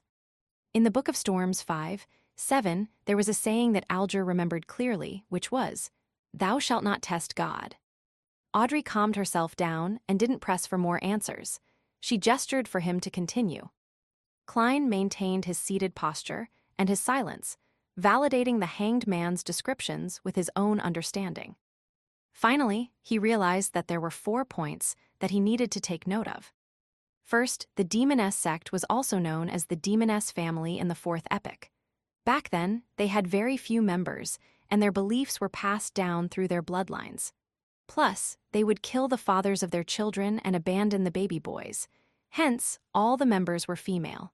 Of course, that was all from Alger's description, and there was no way to verify it at the moment. Second, the numinous episcopate that believed in death and the Rose school of thought that liked bloody sacrificial worship ceremonies both originated in the southern continent. After the colonial era came, they almost vanished under attacks by the 7 churches. But as such, they began spreading to the northern continent. Third, the current psychology alchemists was similar to the earlier Moses ascetic order. They believed in a non-anthropomorphic existence and believed that the human spirit could change everything. Fourth, the secret order had the lowest activity level among all the other hidden organizations. Thus, they were the most unknown. Every time they appeared, they seemed to be after something or looking for something. What are they after or looking for? Klein suddenly recalled the diary which he had read earlier. The leader of the secret order, Zeratul, cooperated with the Roselle. His goal was to get something left behind by the Antigonus family. Their appearance that time was to look for the lost notebook, the Antigonus family notebook. Klein narrowed his eyes slightly and felt that he had apparently found the key reason for the secret order's actions. They are after the things that the Antigonus family left behind. Klein suppressed his urge to tap the edge of the table as his thoughts appeared one after another. Oh, they were looking for remnant traces the Antigonus family left behind. Then must I direct my focus onto these areas to obtain the clown potion formula from the secret order. After a further exchange of information, Klein announced the end of the gathering. By your will, Audrey and Alger stood up together. Cutting off the connections, he saw both their figures shatter and disappear. Klein rubbed his glabella and attempted conjuring a Smurf account with his mind. As he thought, a figure appeared at the furthest end of the long bronze table. That figure was wearing a black tuxedo, a silk top hat, and a dull expression. His actions were clumsy and inarticulate. Even though he was engulfed in gray fog, it was obvious that something was wrong with him. That won't do. Klein experimented a few more times before sighing and dismissing the idea of creating a Smurf account. He attempted other things too. He continued to sit above the gray fog in the seat of honor at the long bronze table. He considered what Audrey had said, and he cast his gaze curiously at the illusory crimson stars. After a moment of silence, Klein started to pray as a form of feedback instead of establishing contact with those stars. Amidst the tranquility and silence, he didn't receive any feedback from the 10+ crimson stars nearby. In order to receive feedback, I need to pull someone above the gray fog before I can reply. Klein nodded as he thought, feeling somewhat disappointed. He didn't want to violate someone else's will and forcefully pull them into this mysterious space. Klein was just getting ready to leave, but he habitually touched a nearby illusory crimson star. Just then, he suddenly felt that there was a faint and insignificant prayer deep inside the crimson star. Chapter 95, The Supplicant. A prayer. Klein's mind stirred as he used the same method he used back when he spied on the hanged man. He allowed his spirituality to spread outward and touch the crimson blob. A hazy and contorted image appeared within his sight. He could faintly see a blonde teen kneeling on the ground, facing a pure crystal ball. That teenager was dressed in a tight-fitting black outfit, with a style very different from the contemporary styles of the Lone Kingdom. It was more congruent with the traditional clothing of the Fasak Empire and the Intis Republic that Klein had seen from reading magazines. The area surrounding the teenager was dark and had old furniture. From time to time, the room would be illuminated, but Klein couldn't hear the roaring thunder or the pattering of rain. In the image, the teenager had his hands on his forehead, fingers crossed. He bowed forward, continually praying for something. His thick accent buzzed in Klein's ears. Klein listened attentively, but discovered an awkward fact. He couldn't understand what the other party was saying. It was a language that he had never come across in his life. To think that I cannot understand a foreign language, even though I am the mysterious ruler of this world, above the gray fog. Klein gave a self-deprecating laugh. He indignantly tried listening in once again in a manner more attentive than when he had to do English listening comprehension tests back on Earth. As he was listening to the prayers, he gradually discovered something. Even though he had never learned the language the young man was speaking, he found that it had similarities to ancient Fasak. Father, mother, those are likely the meanings of those two terms, right? It is quite similar to ancient Fasak, but not without its differences. Klein creased his brows and slipped into deep thought. Ancient Fasak was a common language in the Fourth Epic. It is also the root language of all the contemporary languages of this era. Furthermore, it is still evolving. I cannot confirm it right now. He listened to it over and over again, eliminating the possibility of the language being a modern language like Lone, Fasak, or Intis. Could it be a dialect of ancient Fasak, like the language used in the Antigonus family's diary? Klein tapped his finger on the edge of the bronze table and nodded indiscernibly. There was another possibility. Ancient Fasak didn't spring into existence out of nothing. It was an evolution of Jotun, the language of the giants. The Fasak Empire in the north has always claimed that its people possesses the bloodline of the giants. Perhaps this is ancient Jotun. At this point, Klein, who lacked knowledge, could only stop. He retracted his spirituality without looking or listening into that scene. He had no intention of pulling the praying teen up above the fog immediately. He wanted to know what the young man was talking about first. Of course, before that, he had to observe him frequently and conduct basic tests. Phew. Klein exhaled as he leaned back in his chair. He enveloped himself with his spirituality and simulated the feeling of falling. After revising Roselle's diary, Klein changed into his formal wear and left for the divination club.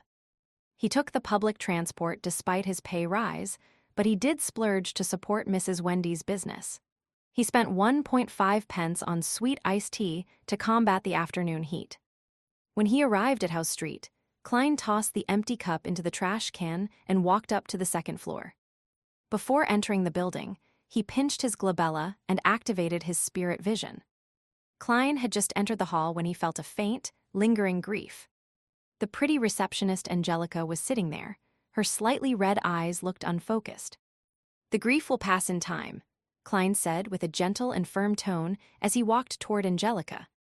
Angelica looked up abruptly and muttered, clearly confused, "Mr. Moretti." She quickly came to her senses and asked, perturbed, "Why you already know about Mr. Vincent?" "Oh right, I forgot that you're an exceptional fortune-teller." Klein sighed appropriately. "I only managed to divine a very rough outline of what transpired, just what exactly happened to Mr. Vincent. The boss told us that Mr. Vincent had a heart attack in his sleep and left this world peacefully." Angelica cried as she said, "He was so friendly, so polite, a true gentleman. He was the spiritual mentor of so many of our members. He was still so young." "I am sorry for bringing up this sad topic." Klein didn't console her any further. He walked toward the meeting room slowly. Angelica took out a handkerchief and wiped her eyes and nose. She then looked at Klein's back and asked loudly, "Mr. Moretti, what would you like to drink?" "Black tea." Klein preferred black tea to coffee, even though he found the black tea average. In comparison, he preferred ginger beer and sweet iced tea. But as a gentleman, it was not right for him to act like a child in a formal setting. As it was a Monday, there were only 5 or 6 members in the meeting room. Using his spirit vision, Klein saw that they each had different colors of emotion. Some were grieving, some more dull, some relatively unaffected. "They're all rather normal reactions." Klein nodded slightly. He picked up his cane and found a spot in the room. He was about to deactivate his spirit vision when he saw Angelica walk in and walk towards him. "Mr. Moretti, a customer is looking for you." "Well, it's the person from last time," the beautiful lady said with a hushed tone. "You still remember him?" Klein asked with a smile. I wonder if he bought the magical medicine as I instructed. I wonder if he still needs surgery." Angelica covered her mouth and said, "He was the only person who was willing to wait an entire afternoon in the club for a divination." Klein grabbed his cane and stood up. He walked outside without saying anything. In the reception area, he found the person who had sought his services the other day. He also noticed that the aura near his liver had regained its normal color. His overall health had also improved. "Congratulations, the feeling of being healthy is wonderful indeed." Klein smiled as he extended a hand. Bogda was first taken aback before he immediately extended both hands. He grabbed Klein's right palm tightly. "Mr. Moretti, you truly can see my condition." "Yes, I have fully recovered. The doctors asked me questions over and over again, ran repeated tests on me, but they cannot believe that I recovered just like that." Upon hearing Bogda's ecstatic description, Klein calmly confirmed one thing: the apothecary at Lawson's folk herb store was definitely a beyonder. He had seen how severe the man's liver disease had been. Fully healing him in the span of a few days was beyond the capability of herbs and medical ability. The only possible explanation was that of a beyonder. Coupled with the incident with Glacis, there could only be one answer. "I have to repent to God. To think that I would suspect that miraculous doctor." Bogda refused to let go of Klein's hand. He continued on about his shame and gratitude. "Those 10 pounds were truly money well spent. It bought my life back." "What, 10 pounds? You spent 10 pounds on the miraculous medicine? And you only gave me 8 pence for my divination. Just 8 pence. 8 pence. Klein was dazed just hearing about it. At this moment, Bogda released his hands as he took a step back while beaming. He bowed reverently and said, "I am here today to express my gratitude. Thank you, Master Moretti. You showed me the way and saved my life. This was the outcome of you paying to have something divined. You need not thank anybody." Klein lifted his head slightly and looked at the divide between the wall and the ceiling. His answer fully expressed the vibes of a charlatan. "You are a true seer," Bogda praised. "Next, I'll be heading to Vlad Street to thank that apothecary and buy the medicine he recommended. Haven't you already recovered? Klein expertly hid the shock in his voice. Bogda looked around and laughed when he confirmed that the receptionist was not paying attention to them. He chuckled softly and said, "The doctor mentioned a concoction of herbs that includes mummy powder. It is a prescription that would satisfy both men and women. I didn't believe the doctor back then, but I have no more doubts now. There's a prescription like that." Klein suddenly felt that the apothecary was a cheat and suspected if he had pushed the person in front of him into a fiery pit of doom. He observed Bogda and confirmed that there was no problem with his aura. "Mummy powder?" Klein cautiously asked. "Yes, mummy powder. I have asked a friend. He said that even the nobles of Backland are maniacally looking for such an item. It's a powder made by grinding mummies which gives men peak performance in bed. Even though it's disgusting and sounds dirty, it truly is a material used by the aristocrats." Bogda gave a detailed description. He had an eager desire in his eyes. Mummies made from corpses, then grinding them to powder. Klein was dumbfounded. He nearly retched in front of Bogda. Those nobles sure are hardcore. Just as he was about to advise Bogda against doing so, Glacis, who had suffered from a lung disease previously, stepped into the door and heard Bogda's description. "Yes, it's very effective. I would recommend that you head to Lawson's Folk Herb Store at Vlad Street. Mr. Lawson's secret recipe is very effective." Glacis took off his spectacles and leaned over with interest. He recommended with a hushed tone, "My experience was very, very, very perfect." "You know of it too. I was just about to head to Mr. Lawson's Folk Herb Store." Bogda's worries vanished completely. After a short conversation, he left the divination club in a hurry. Up until then, Klein was still a little dumbfounded. He waited till 5:20 in the afternoon before putting on his hat and picking up his black cane. He took a carriage down to Vlad Street, intending to observe the apothecary named Lawson Darkweed before deciding if he should notify the captain or not. 18 Vlad Street. Klein stood outside the herb store and saw the closed door, as well as a subletting notice. Quite a wary man. He muttered silently. Since this had happened, he no longer had to be troubled or perform any observations. Chapter 96, Dolly's Guess. By the afternoon of the next day, Klein had fully recovered from any signs of exhaustion. He walked into the Blackthorn Security Company with steady footsteps. "Good morning, Klein. The weather is so cool and beautiful today. I'm looking forward to tonight's feast." Razen, who was wearing a light green dress, greeted him with a smile from behind the reception desk. Klein deliberately touched his stomach and said, "Miss Razen, you shouldn't be talking about that so early in the morning. I'm already sick of today's mission that has yet to arrive. I only hope for the evening to arrive sooner." "Me too," Razen chuckled. She looked to the left and right, then she beckoned for Klein to come closer. She lowered her voice and said, "I met Madame Dolly earlier." "Spirit medium Madame Dolly?" Klein asked in surprise. The most famous spirit medium from Awa County had been living at Enmat Harbor all this time, and it wasn't a short distance from Tingen. "Yes," Razen gave a firm nod and said, "but she has already left. Ah, she is my ideal beyonder. If I were to become a spirit medium, I would leave Tingen and travel all around the world by myself. To Intis, to Fasak, to Fainapotter, to the southern continent, to the vast prairies, primitive forests, and snow-covered plains. Lady, be aware of the Nighthawk's rules." Klein shook his head in amusement. "Even Madame Dolly has to apply and obtain permission to leave Enmat Harbor." "I know that, but you can't just remind me about it now and shatter my dreams," Razen said, peeved. "The truth is, I would never become a beyonder. It's too dangerous. I don't know when I'll die from sudden gunfire. From what I've seen, beyonders are basically people who turn themselves into monsters to fight against monsters.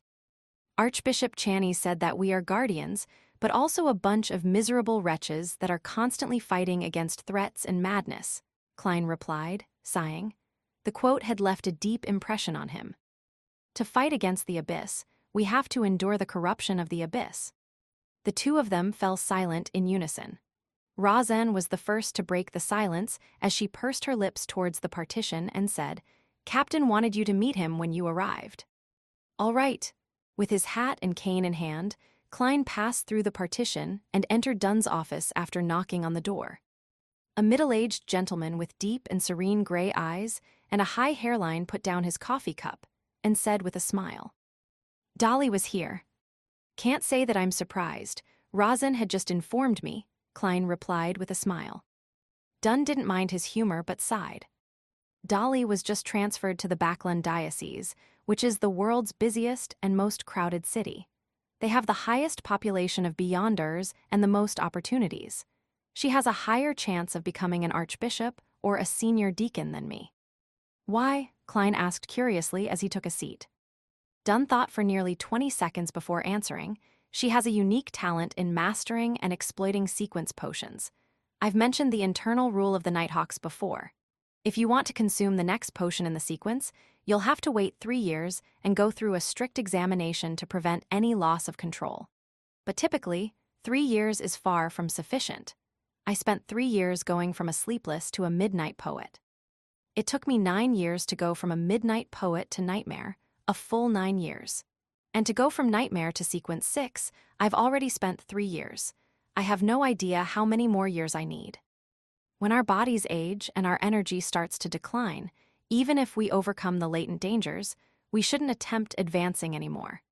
This is because the risk of losing control at that point is so high that no one is willing to risk it. As for Dolly, she is different from me and most Beyonders. After she became a corpse collector, she handed in a special application after only a year. She hoped to consume the follow-up potion immediately. What surprised everyone was that she actually passed through the stricter examination and obtained the Gravedigger potion. It only took her 1 more year to go from Gravedigger to Spirit Medium. Hess, this year will be her 5th year as a Beyonder. She is only 24 this year, young enough to have many opportunities ahead of her. On the surface, she's the most famous spirit medium in Awa County, but she truly is an actual spirit medium. Isn't that acting? Old Neil had apparently mentioned that Madame Dolly had similar tendencies. Klein felt that he had grasped the key reason for Madame Dolly's quick ascension through the ranks. "Captain, you're young enough as well. You're only in your 30s, Klein comforted Dunn, but added in his heart, "It's just that your memory is that great." Dunn drank a sip of his coffee. He shook his head and smiled bitterly. "Why didn't you ask Madame Dolly about her method of mastering and exploiting sequence potions?" Klein purposely asked. Dunn put down his coffee cup and massaged his temples as he spoke. "She told me to become a true nightmare. I don't know what that means." "Play the role of a nightmare. Man, a nightmare sounds sinister." Klein creased his eyebrows and temporarily fell silent. Then Dunn took out his smoking pipe and sniffed at it. "Dolly and I discussed the possibility of Seer's follow-up potion being clown. Assuming that the member of the Seers didn't lie to you, she brought up an interesting hypothesis." "What hypothesis?" Klein asked hurriedly, his eyes turning bright. He had once used a divination method to determine if clown was the follow-up potion of Seer. The answer he received had been vague, but it seemed close to being a confirmation. Dunn's deep and serene gray eyes swept his gaze at him while he said in thought, "A normal sequence pathway proceeds in a stepped manner. They advance according to a particular similarity. For instance, Sleepless, Midnight Poet, and Nightmare are all obviously related to the darkness of the night, as well as the peaceful sleep and tranquility that is generated from sleep. It can be imagined that every subsequent sequence would have identical traits, only with more power and a wider scope. They might be linked to secrets, disaster, horror, the crimson moon, etc. Certain sequence pathways appear unrelated, but when we analyze them in detail, we can still find similarities, such as assassin and instigator. Their implied similarity is to bring people calamities, pain, sorrow, and despair. Hence, the follow-up sequences should abide by this pattern." Klein paid close attention and asked proactively, "But Seer and Clown doesn't have such a connection." "Yeah," Dunn nodded and said, "Dolly believes that there might be sequence pathways that share another kind of relationship. After all, there's a lot we do not know." He paused for a moment before saying, "Dolly said that, in this sort of pathway, the low to mid-sequence potions would respectively provide the Beyonder an ability that seems brand new and unrelated to the others. When the Beyonder reaches a point of qualitative change, these abilities will mix into an abnormally powerful job that includes them all. In other words, the pathway doesn't advance step by step, but instead it's a relationship of dissection and combination. Klein listened intently, but he felt lost. Dunn lifted his right hand and said, "A normal sequence pathway advances a bit at a time, just like a child growing up. A growing child becomes taller, stronger, heavier, and more mature from a young age. While special sequence pathways are more like." Having said this, Dunn lifted up his thumb. "This is sequence 9. Then he lifted up his index finger. "This is sequence 8. Then he gradually lifted up the rest of his fingers. Each and every finger is independent and doesn't seem to be related to the others. But in the end, when he said the word end, Dunn clenched his fingers into a tight fist. "I understand now." Klein was suddenly enlightened. He agreed with Lady Dolly's guess and the captain's metaphor. Maybe that's how it is. He nodded in deep thought. Sequence 8 Clown and Sequence 9 Seer are completely different and have brand new abilities. And according to the description from the Nighthawk's intelligence, the corresponding Sequence 7 and Sequence 8 Clown don't share any similarities either. Klein fell silent for a while before curiously pressing on. At which stage would the different abilities combine to form a qualitative change? Dunn took another sip of coffee and chuckled. "Dolly and I guess Sequence 4. "Why?" Klein blurted out. "Because according to the way the churches categorize sequences, Sequence 4 is the beginning point of the higher sequences. It is said that merely achieving such a level brings about qualitative changes in vitality and energy. In ancient times, Sequence 4 Beyonders were qualified to be called demigods in the fourth epoch. It's a pity that such Beyonders are very rare in this era," Dunn said wistfully. "If Sequence 4 to Sequence 1 are high sequence Beyonders, then who are the low sequence Beyonders?" Klein asked with interest. Sequences 9 through 7 were considered as low sequences 1,000 years ago. But in recent centuries, Beyonders are few in number, and each church has listed Sequence 7 as a mid-sequence. Dunn laughed in a self-deprecating manner. Sequence 9 and Sequence 8 are low sequences. Then, Sequences 7 through 5 are mid-sequences. Finally, those Sequence 4 and above are high sequences. Klein repeated in his head and inevitably felt a yearning for that. Emperor Roselle was a high sequence Beyonder. However, the higher the sequence, the greater the risk of losing control. Klein thought to himself in fear. He asked, as though in a seemingly casual manner, "What is the Sequence 4 potion for the Church of the Goddess called?" "In actual fact, I'm not sure. My security clearance isn't high enough for me to be privy to that information. I'll be able to read them when I become a diocese bishop or Nighthawk's deacon." Dunn shook his head and smiled. In fact, at least half of the church's 13 archbishops and 9 senior deacons at the top of the church's hierarchy are below Sequence 4. That's just me being optimistic. The archbishop in C. Zangwill, who became wanted, lost control when he tried to advance to Sequence 4. The one who stole sealed artifact, 008, his potion was apparently called Gatekeeper. Klein thought and probed, "Is Sleepless Sequence 5 Gatekeeper?" "No, that's in Spirit Medium's pathway. You'll be allowed to access that information when you reach Sequence 7 and become a bishop or a captain of a Nighthawk's team. Gatekeeper is Sequence 5 of the Spirit Medium pathway. Does it mean that it's keeping watch over the gates to hell, or keeping watch over the gates to the spirit world?" Klein guessed. "All right, go to Old Neil and continue with your studies."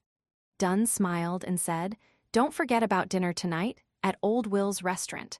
Reservations have been made. I'll introduce you to the rest of the Nighthawks officially." "All right, I've already prepared the money." Klein forced a smile. "No, there's no need. Have you forgotten that we have additional bonuses? The part about you completing an assigned mission." Dunn waved. Klein was momentarily taken aback before replying with a beaming smile, "All right, Captain." He turned around and walked towards the door, while counting inwardly. 3, 2, 1. Why didn't Captain call me back? Klein dragged out 1 for a very long time, only to be surprised that Captain Dunn Smith hadn't forgotten to add anything. A miracle. In the armory, Old Neil stole a glance at Klein, who was in a good mood. Don't be obsessed with tonight's dinner. You still have a lot of things to learn, such as more ritualistic magic, ancient Hermes, Dragonese, Elvish, and many more. Yeah, every afternoon besides your day off, you have to have at least 2 hours of combat training with an instructor. Combat training, Captain didn't mention it. Klein was shocked. Old Neil nodded and didn't hesitate to answer. He forgot. Chapter 97, Combat Teacher. At 2 in the afternoon, outside of a simple 2-storied building that was in disrepair at the outskirts of the North Borough. Klein, who was in his probationary inspector uniform, looked at the weed-filled garden and the vines that had crept up the walls. He turned his head in surprise. My combat instructor lives here. Shouldn't a combat artist, who was selected by the Nighthawks, be exceptional? Leonard Mitchell, who had guided Klein there, snickered and said, "Don't underestimate Mr. Gawain because of his residence's surroundings. Although he was never conferred an aristocratic title, he was a true knight back in the day." Having said that, the poetic Nighthawk, who was dressed in a white shirt, black trousers, and buttonless leather boots, suddenly felt melancholic. He was active during the waning era of the Knights. The warriors donning their armors would storm through enemy ranks despite the gunfire and cannon fire, destroying their enemies and redefining the battle lines. But alas, they were quickly met with the invention of the high-pressure steam guns and 6-barrel machine guns. From then on, the Knights had to gradually step down. Mr. Gawain met the same fate. More than 20 years ago, the Awa Knights, Order of Chivalry, faced the most advanced weaponry of the Inti's Republic Army. Sigh, every time I recall this, it seems like I'm touching the dust heaps of history. The poet in me stirs when thinking of this irreversible and fated destiny, but alas, I do not know how to compose the poem. Then what's the point in saying so much? Klein acted oblivious to Leonard's self-deprecation and gave a serious suggestion. My university schoolmate once told me that the composing of poems requires a certain degree of talent. It's best you start by reading the classical poems anthology of the Lone Kingdom. Leonard's mood changed on a whim. He replied with a light-hearted tone, "I purchased that book a long time ago, as well as other titles, such as the selected poems of Roselle. I will work hard to become a true midnight poet, Mr. Sear." Is he hinting at the acting method? Klein replied, as though he couldn't understand him, "You would still need books on grammar." "All right, let's enter." Leonard extended his hand and pushed open the half-closed metallic gates. The two of them then followed the path towards the house. They were still a distance away from the house when Klein saw a tall man walking out from behind the main door. He had short blonde hair, his brows already laced with white hairs. His facial features looked like they had been ravaged through age. His wrinkles were etched deep across his face. "What are you doing here?" the aged man asked in a deep voice. "Mr. Gawain, as per your contract with the police department, this probationary inspector will be learning the art of combat under your guidance," Leonard explained with a smile. "Combat? There's no need to study combat in this era." Gawain looked at Klein with turbid eyes and said in a dead voice, "You should learn how to draw your gun and shoot. You should master the most advanced weaponry." Was this the psychological trauma caused by the 6-barrel machine guns and high-pressure steam guns? Klein didn't give a reckless reply. Instead, he smiled and looked at Leonard. The art of combat is still a skill a policeman has to master. Most of the criminals we face are not those who must be executed on the spot. Some might not even have weapons. In that case, we have to rely on combat techniques, Leonard said, obviously prepared for the situation. With a dark expression, Gawain fell silent for more than 10 seconds before saying, "Throw a punch." He was speaking to Klein. Klein, who was not holding his cane, remembered the boxing matches he had seen in his previous life. He raised his arm and threw it forward. Gawain's lips twitched indiscernibly. He thought for a moment and said, "Kick." Tilting to the side slightly and twisting his hips, Klein tightened his thigh muscles and kicked forward with his right foot. "Cough." Gawain covered his mouth and cleared his throat.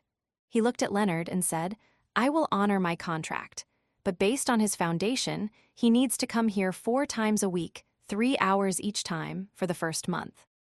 You're the combat expert, it's up to you." Leonard nodded without hesitation. He smiled and said to Klein, "See you at dinner." After Leonard walked out the metallic gates, Klein asked out of curiosity, "Instructor, how should I begin practicing? Punching or footwork?" As a qualified keyboard warrior, he understood the importance of footwork in combat. Gawain stood akimbo as he shook his head lethargically. "What you need now is strength training. See those? Those are 2 dumbbells made of steel. They shall be your partners for today. Other than that, you also have to practice deep squats, running, and rope skipping. Let us take those one set at a time." While Klein was still in a daze, Gawain suddenly raised his voice and said sternly, "Understood." Understood. At this moment, Klein felt as though he had returned to military training and was facing an inhumane instructor. "Change out of your clothes. There's a set of knights training clothes on the sofa." Gawain suddenly sighed. He turned around and walked toward the black steel dumbbells. 6 in the evening, at a corner table of the Old Will restaurant. Other than Fry, who was guarding Channy's gate, all the members of the Blackthorn Security Company were present. There were 6 Nighthawks and 5 civilian staff. A white tablecloth was draped over the long table. Waiters carried over plates of food, portioned them before serving them to each individual guest. Klein saw steaks drenched in black pepper sauce. He saw bacon, sausages paired with mashed potatoes, egg puddings, asparagus, and specialty cheeses. He even saw rose-colored champagne.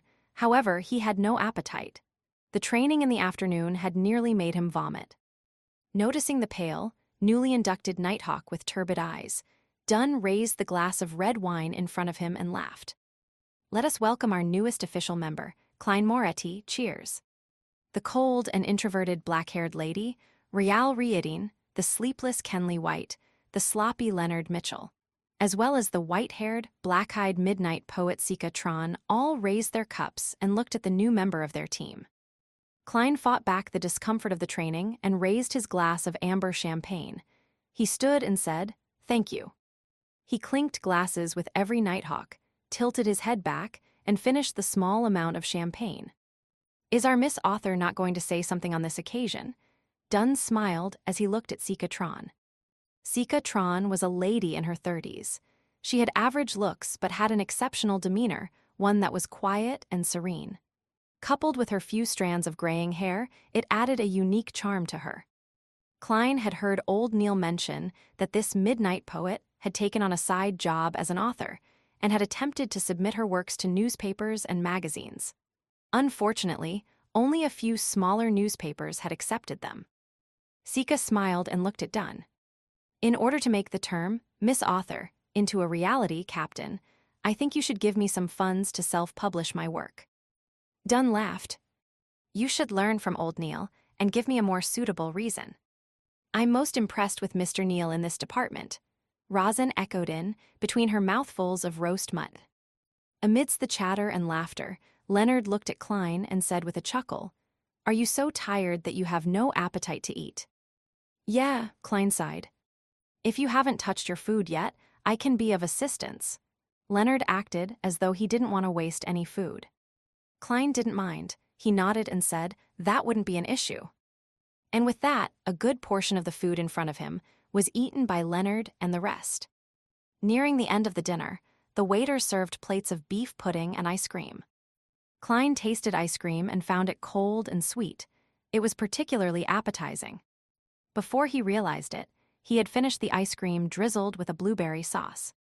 And as a result of this, he started to feel the hunger pangs. It was a hunger which demanded recharging food that came after intense exertion. Swallowing his saliva, Klein looked to the front, only to see that all the plates were empty. There were no leftovers. "Let's end the dinner here and give Klein a final toast," Dunn suggested. Before finishing his sentence, Klein asked, "Captain, may I order another plate of food?"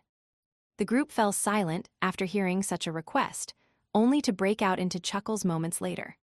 "Haha, you've finally recovered. No problem, order 2 plates if you want to." Dunn shook his head and laughed. While patiently waiting an unbearable amount of time, Klein heard his stomach growling. Finally, a freshly prepared black pepper steak was served before him. His fork and knife danced as Klein finished the medium-done steak in 90 seconds, tears nearly falling from his eyes. The meat juices and the fragrance of the sauce lingered in his mouth. Sometime later, Klein let out a satisfied sigh as he looked at his empty plate. He put down his knife and fork and took a sip of his champagne. "Waiter, the bill, please." Dunn turned around and called for the waiter. The waiter went to the counter, then returned with the check. He gave a thorough breakdown. "You opened 5 bottles of Daisy champagne, each bottle being 12 soli and 3 pence, a small glass of Southville red wine for 10 pence. Each black pepper beef steak was 1 soli 2 pence. Each serving of beef pudding was 6 pence, the servings of ice cream was 1 soli each. The total would be £5, 9 soli, and 6 pence. £5, 9 soli, and 6 pence. That's nearly my weekly salary. A restaurant is indeed much more expensive than eating at home." Klein clicked his tongue upon hearing that.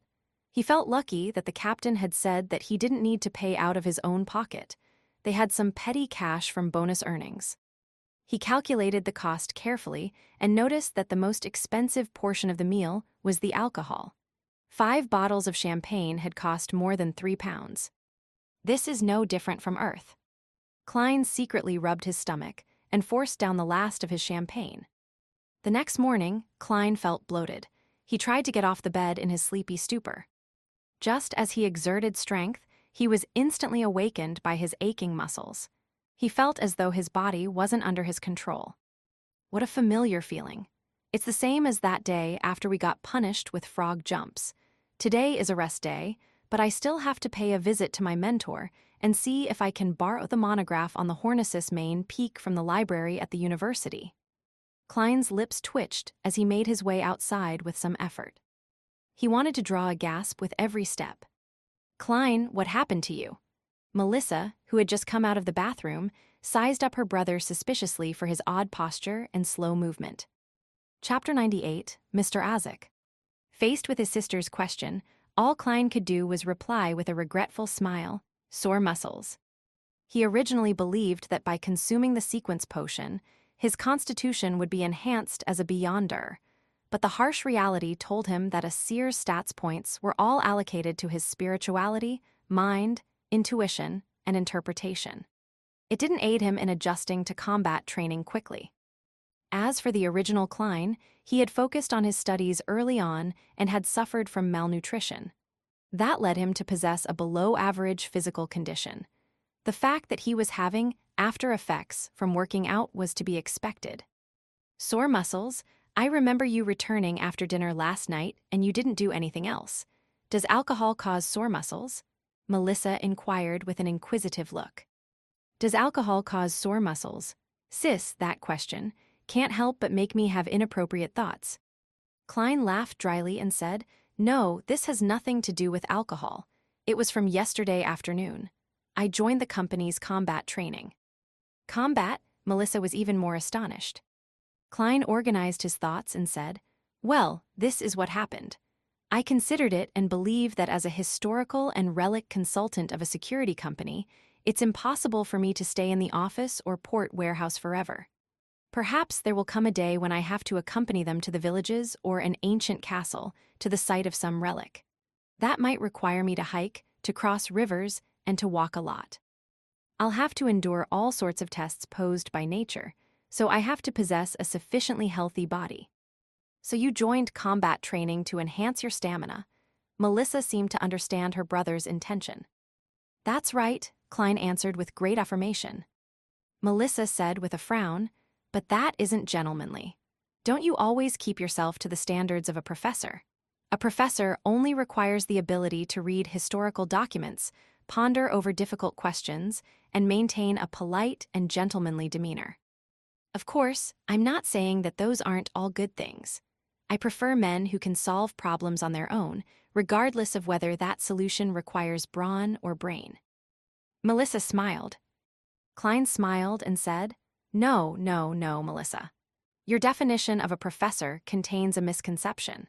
A true professor can communicate with people gently and politely, but he can also educate the other person using the principles of physics by raising a cane to convince someone when there is an obstacle in communication. Principles of physics. Melissa was momentarily at a loss, but she quickly understood what her brother was saying. She was suddenly unable to retort him. Klein didn't say anything more, but widened his pace with great difficulty as he headed for the bathroom. Melissa stood there and looked for a few seconds. She suddenly shook her head and caught up to Klein. "Do you need my help?" She posed as if she was supporting someone.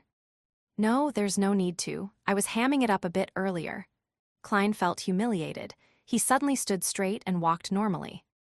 Watching her brother walk steadily to the washroom and close the door, Melissa pursed her lips and muttered, "Klein is getting more and more pretentious. I even believed that his muscle soreness was really that serious."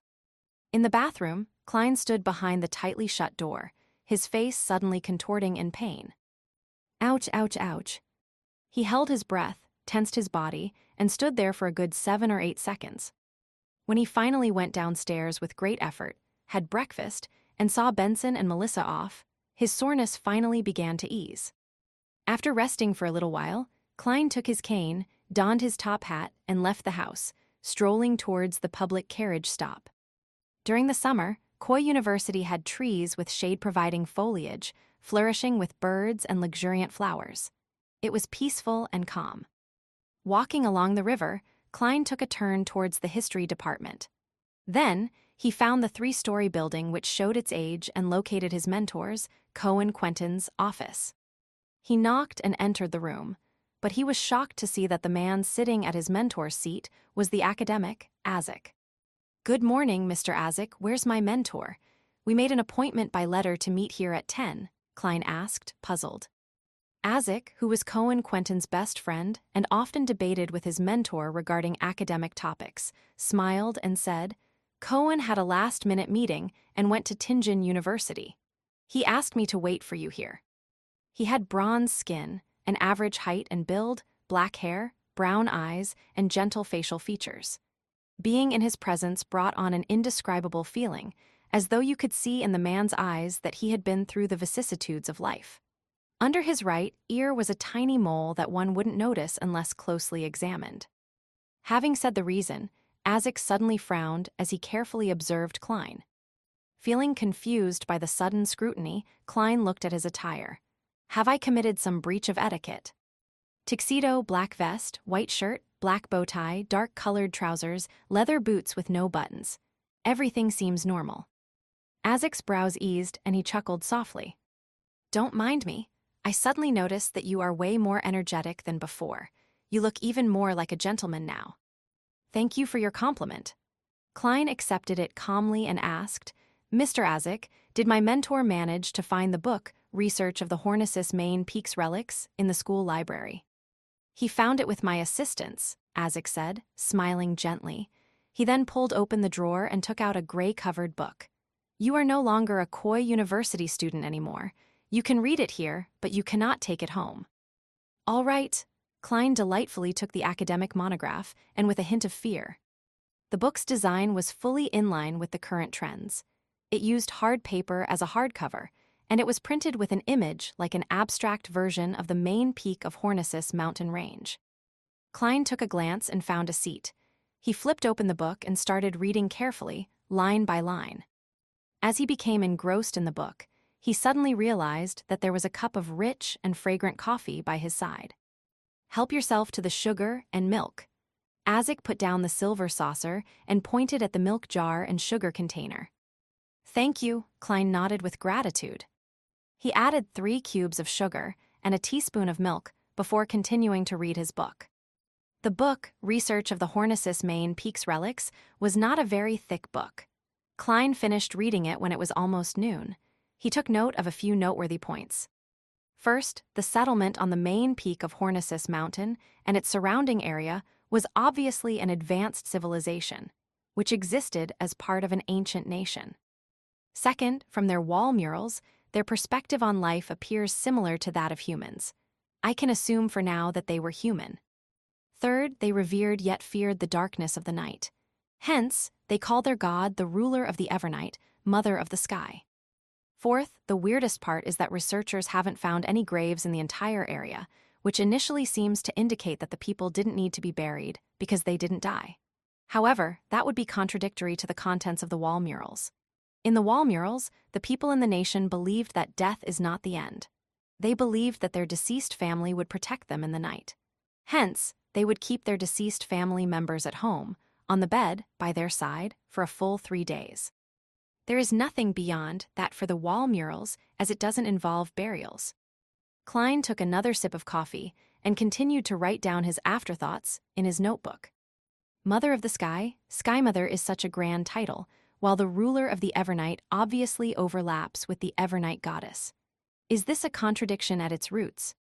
In the ancient remains on the main peak of the Hornicis mountain range and its surrounding area, every arrangement and decoration was well preserved. Even the wall murals didn't have any signs of damage. Before it was discovered, there seemed to be no disturbance at all. The table was arranged with cutlery, and there were dried stains of rot on the dining plates. In some rooms, there were half-filled bottles of alcohol that had almost turned into plain water. What happened to the nation's people? They seemed to have left their homes in a hurry without taking anything with them, and they never returned. Considering how there are no burial grounds, this only makes it weirder. The author, Mr. Joseph, also mentioned that, when he first discovered the remains, he even had the belief that the people residing there had just vanished all of a sudden. Klein stopped writing and cast his gaze at an illustration. On John Joseph's third visit to the main peak of the Hornicis mountain range, he had used a new camera model to shoot a monochrome photograph. In the photo, the lofty palace had a collapsed wall and was overgrown with weeds. It followed a grandeur style for its design. When he flipped to the photograph, Klein's first thought was that of the palace he had seen in his dream. The two styles were identical. The only difference was that the one he had dreamed of was on a peak, and it was way more magnificent. It also had a huge chair, a seat of honor, that looked like it didn't seat a human. Countless translucent maggots clustered together and squirmed slowly beneath the chair. I can confirm that my dream is related to the ancient remains on the main peak of the Hornicis mountain range. That should be the nation of the Evernight, which was referenced in the Antigonus family's notebook. Klein nodded slightly and closed the book. At that moment, Azik, who was sitting opposite him, touched the inconspicuous mole under his right ear and said, "How was it? Found anything?"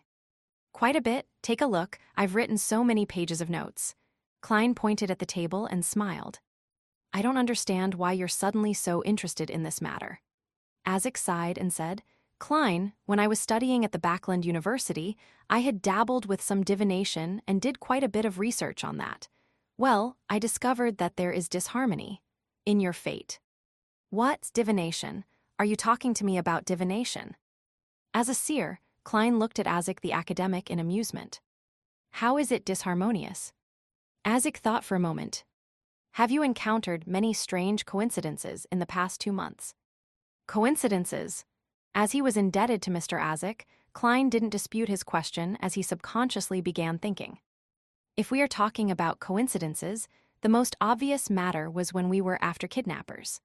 We actually managed to find clues of the Antigonus family's notebook that was lost for days in the room opposite the kidnappers. Also, Ray Bieber didn't flee from Tingen in a hurry. Instead, he found a place to digest the power bestowed by the notebook, allowing for sealed artifact 2049 to track him down easily. That seemed to be against common sense. Although Ayer Harson gave a reasonable explanation, I always had a nagging feeling that it was somewhat coincidental. Oh, Selina had stolen a glance at Hannah Vincent's secret incantations, but she held back till her birthday dinner banquet to try it out, and I happened to discover it, which is quite a coincidence too. Otherwise, Hannah Vincent wouldn't have been the only one to die so suddenly. Klein thought about it seriously for a few minutes and said, "There are 3, neither too many nor too frequent. Furthermore, there was nothing that indicated someone's involvement and guidance." Azik nodded slightly. As Emperor Roselle once said, a single coincidence is encountered by anyone. Twice is still normal. Thrice is when one should consider what internal factors are influencing those coincidences. "Can you tell me anything else?" Klein probed. Azik laughed and shook his head. "I can only tell that there's some disharmony, but nothing else. You have to understand that I'm not a real seer." "Isn't that basically equal to saying nothing?" Mr. Azik is quite odd. He's playing a charlatan in front of a charlatan like me. Klein let out a breath, seizing the moment when Azik stood up. He pinched his glabella and activated his spirit vision. When he looked over, Azik's aura fully appeared before his eyes, and everything seemed fairly normal. Unfortunately, I can only see the ether body and astral projection of a person above the gray fog. Klein thought carefully as he tapped his glabella again while standing up. Chapter 99, Red Chimney. Late in the afternoon, Klein returned home and drew the curtains, allowing his room to slip into darkness. He took out his pen and paper and thought for a long time, finally writing down a sentence. The kidnapping of Elliot was due to beyonder elements. As a seer, Klein had tried to divine if those coincidences were a consequence of unnatural developments, but the results showed otherwise. This time, he was influenced by Azik to look into these events again. He also drew lessons from the suited clown. He seriously designed an appropriate divination statement, eliminating any descriptions that might be vague or cause confusion. Yes, I should break down the 3 coincidences and divine them separately. Klein nodded in thought as he slowly removed the topaz from his wrist. He held the spirit pendulum with his left hand and allowed it to hang close over the divination statement on the paper. He collected himself and entered a state of cogitation. With his eyes closed, Klein started chanting repeatedly, "The kidnapping of Elliot was due to beyonder elements." As he recited the statement over and over again, Klein opened his eyes and looked at the pendulum, only to see the topaz turning counterclockwise slowly. "It's still a negative," Klein muttered to himself. He designed several other divination statements, but the results persisted. There was nothing strange about that incident. He then separately divined the event of Ray Bieber's stay in Tingen and Selina's magic mirror divination incident, but the answers for both events were normal. Was I, a real seer, frightened by the charlatan Mr. Azik? Besides, Captain and the others didn't feel that anything was off. Klein laughed and shook his head, but he remained cautious. He planned on using the dream divination technique to get a final confirmation. After some thought, he changed the divination statement to fit the change in method. The true reason for Elliot's kidnapping. As he scribbled with the fountain pen, Klein paused and pondered over his words. After reading it over and over again, he tore the slip of paper and walked toward his bed. He relaxed and laid down. With the divination statement in hand, Klein quickly fell asleep with the help of cogitation. He found himself in a contorted, broken world. Regaining his senses, he began swimming through the blur. Gradually, he saw the few kidnappers. He saw them lose their final chip at a gambling table, saw them obtain guns from underground sources, and saw them survey the area. They even rented the apartment across Ray Bieber's apartment as their hideout. These didn't form a continuous scene. Instead, they were presented in the form of flashing pictures. Klein couldn't find anything that was abnormal. Furthermore, it had also aligned with the statements given by the kidnappers. After exiting the dream, Klein separately divined the other 2 incidents but had the same result. Their developments followed logic. The coincidences were really coincidences. I was indeed overthinking things. Mr. Azik is merely a divination enthusiast. Klein stabilized his pendulum and shook his head with a bitter smile. He was about to draw the curtains and allow sunlight into the room when he froze. From the original Klein's impression of Mr. Azik, he is a dependable and trustworthy person. He had never once said anything baseless. Even if he was always quarreling with Mentor, it was limited to academic topics, and each of them had their reasons. If he was truly a mere divination enthusiast, he wouldn't have interacted with me like that. And the memories of original Klein has nothing about him liking divination. Of course, this could be due to the loss of a corresponding memories.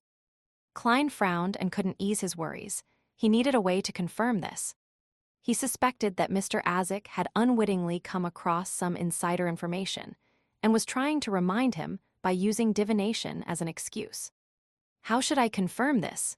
Klein paced back and forth across the dark room, trying to recall the other divination techniques he knew. 1 step, 2 steps, 3 steps. He suddenly halted as an idea came to him. Let's assume that these coincidences are dubious. I'm unable to divine a result either because my sequence isn't high enough or I'm being affected by outside interference, but I can change my environment. I can change my environment to someplace that is even more mysterious and even harder to understand. Klein felt pumped. He pulled open his drawer and took out a silver dagger. He concentrated and allowed his spirituality to flow out from the tip of the dagger, becoming one with his surroundings. With each step he took, the wall of spirituality sealed off the entire room. Klein planned on doing the divination above the gray fog, to do the divination in that mysterious world. In the magnificent ancient divine hall, above the endless gray fog. Klein sat at the seat of honor on one end of the bronze table. Before him was a piece of goat skin he willed into existence. He lifted a pen and tried writing the divination statement as he had previously. The kidnapping of Elliot was due to beyonder elements. He held the spirit pendulum and hung it low. Klein quickly composed himself as he turned silent and ethereal. Half closing his eyes, he recited the statement 7 times, using his spirituality to interact with the spiritual world that stood above all. Feeling the tug of the silver chain, Klein opened his eyes to look at the pendulum. The sight made him freeze immediately. The pendulum was spinning clockwise. This meant that there was a beyonder element behind Elliot's kidnapping. This was completely different from the result he had gotten in the outside world. There were no traces of any interference. Such power or means is terrifying. What's the motive of the person behind this? Is my fate intertwined with the Antigonus family's diary? Klein was immensely shocked. He lost his calm and the rotation of the pendulum slipped into chaos. He put down the topaz and rubbed his glabella. His expression was abnormally grave. After contemplating for a few seconds, he didn't attempt to divine the other 2 events. Instead, he wrote a new divination statement, the true reason for Elliot's kidnapping. He held the paper in his hand and recited the statement 7 times. Klein leaned back and fell into sleep above the fog. Soon, he saw a boundless, illusory grayish-white fog. The fog dissipated slowly, revealing a colorful lawn filled with flowers. The space behind the flowers and the plains was folding into itself, like a monster that had come alive. Klein tried his best to look forward, barely making out an image of a dark red chimney. At this point, the scene before him shattered, putting an end to his dream. Klein abruptly straightened his back in the majestic divine hall. His heart was beating wildly without reason. Phew, it felt like I had just spied on a terrifying thing. He took in 2 deep breaths to stabilize his chaotic emotions. Tap, tap, tap. Klein tapped on the side of the table sometime later and slipped into deep thought. Red chimney, garden, lawn, how is this related to the person behind all of this? I cannot determine his motive from the coincidences, nor can I conclude that there is any evil intent. In the midst of this thinking, Klein felt alarmed, for himself, Captain, Fry, and the others. We are like puppets dancing on a string. What's even scarier is that we thought so highly of ourselves. Sigh, I don't know how to raise this matter to Captain. Old Neil's divination produced the same results as mine in the outside world. If they ask me to confirm it in front of them, I have no way of doing that. Klein rubbed his temples as if he had a headache. After nearly 20 seconds of calm, he began divining the event of Ray Bieber's stay in Tingen. Similarly, he first used spirit dowsing. This time, Klein was shocked to see his topaz hang motionless. It was neither a confirmation or rejection of the statement. Strange, he muttered. He started to guess the reasons for this phenomenon. The person behind this has sensed my divinations and engaged in countermeasures. Following this, he tried the dream divination technique, but all he saw were fragmented pieces of fog. He no longer made any new discoveries. The results of Selina's magic mirror divination incident were the same. Klein could almost confirm his conjecture at this point. Since he had no way of notifying Captain Dunsmith for the time being, he had an unprecedented motivation to improve his abilities. I must head to the divination club later and quickly succeed in my acting to digest the seer potion.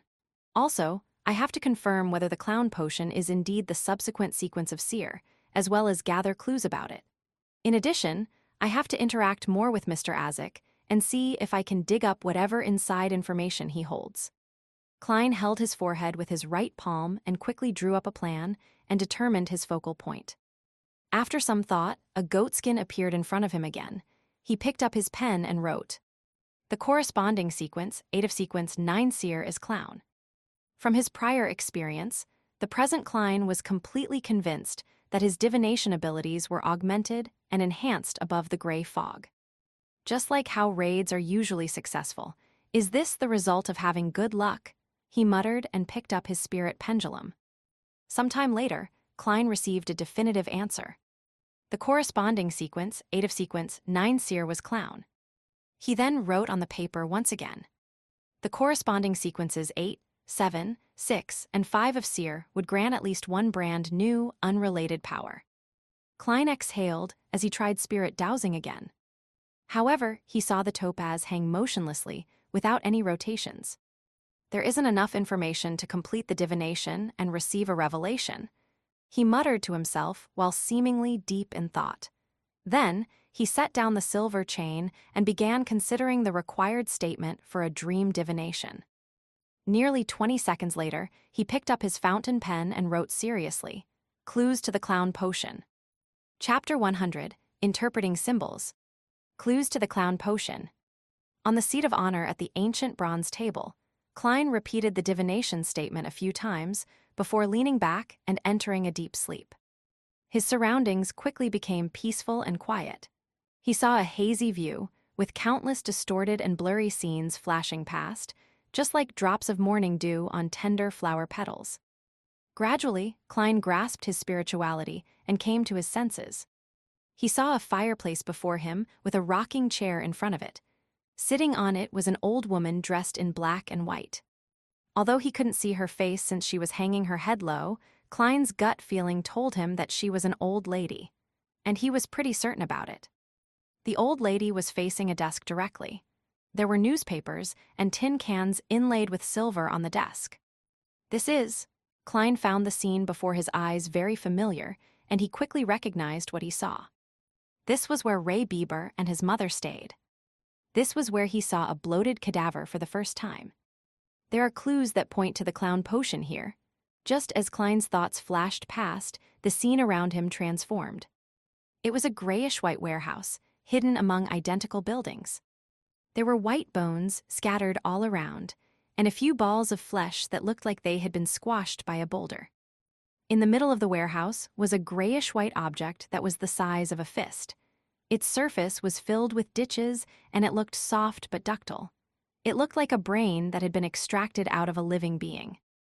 Just as Klein recognized the scene and recalled something, the scene before him distorted like rippling water before transforming into another new blurry scene. A naked body was laid on a long table covered with a white cloth.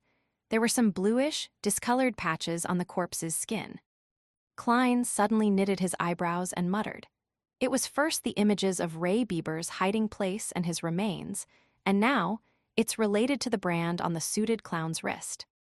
Just as he attempted to speculate what the scenes meant, the scene suddenly changed again. A marble coffee table, a set of 2 leather couches, and a chandelier that hung high on the ceiling. There were 3 people, Klein Moretti, who had black hair, brown eyes, and a scholarly temperament, a wealthy man with a chubby body and pale skin, and a beautiful young lady with fishnet gloves. Following that, it was another 3 people and an object. A middle-aged man in a black robe who had thick spiky brown hair, a wealthy man with a chubby body and pale skin, a half-century-old elder with messy eyebrows, thin brown hair, and gray-blue eyes, and a black notebook on the round table in between all of them, a notebook that exuded an ancient and distant air. The Antigonus family's notebook. Klein suddenly sat up straight and the dream vanished. Looking outside the divine hall, where there was boundless gray fog and crimson stars, he thought in both shock and confusion. I was divining for clues to the clown potion. Why would the Antigonus family's notebook show up? Let me think, that chubby guy was Welch. Yes, Welch, an unfortunate fella who bought the Antigonus family's notebook and triggered a sequence of incidents. The beautiful young lady wearing fishnet gloves was Naya. I remember, The marble coffee table and leather couch combination is a hallmark of Welch's place. I saw spirit medium Dolly there.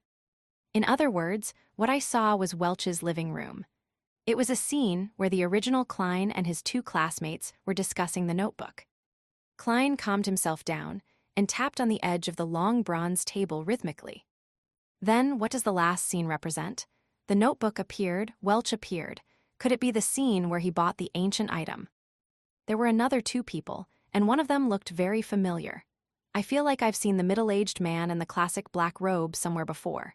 That spiky brown hair, severe dark eye circles. Yes, I know who is he now. Hannes Vincent from the Divination Club, the Hannes Vincent who died peacefully, after Captain snuck into his dream, having learned that Selena secretly obtained the secret incantation from him. No way, he was the one that sold the notebook to Welch. Everything appears to be coming full circle.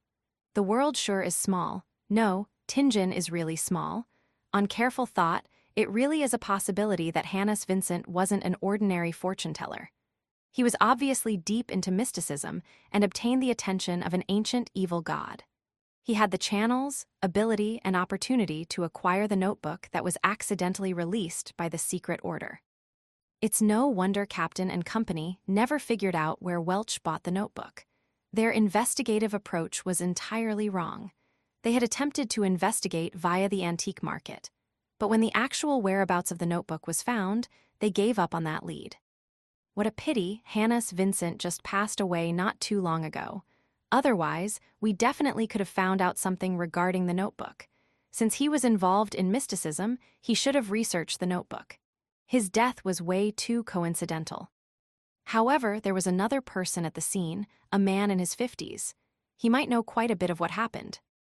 Klein stopped tapping his fingers on the edge of the table and looked through every scene of his dream divination once more. Ray Bieber's house, Ray Bieber's hideout spot, the remains of Ray Bieber, the brand on the suited clown's wrist, Welch's house.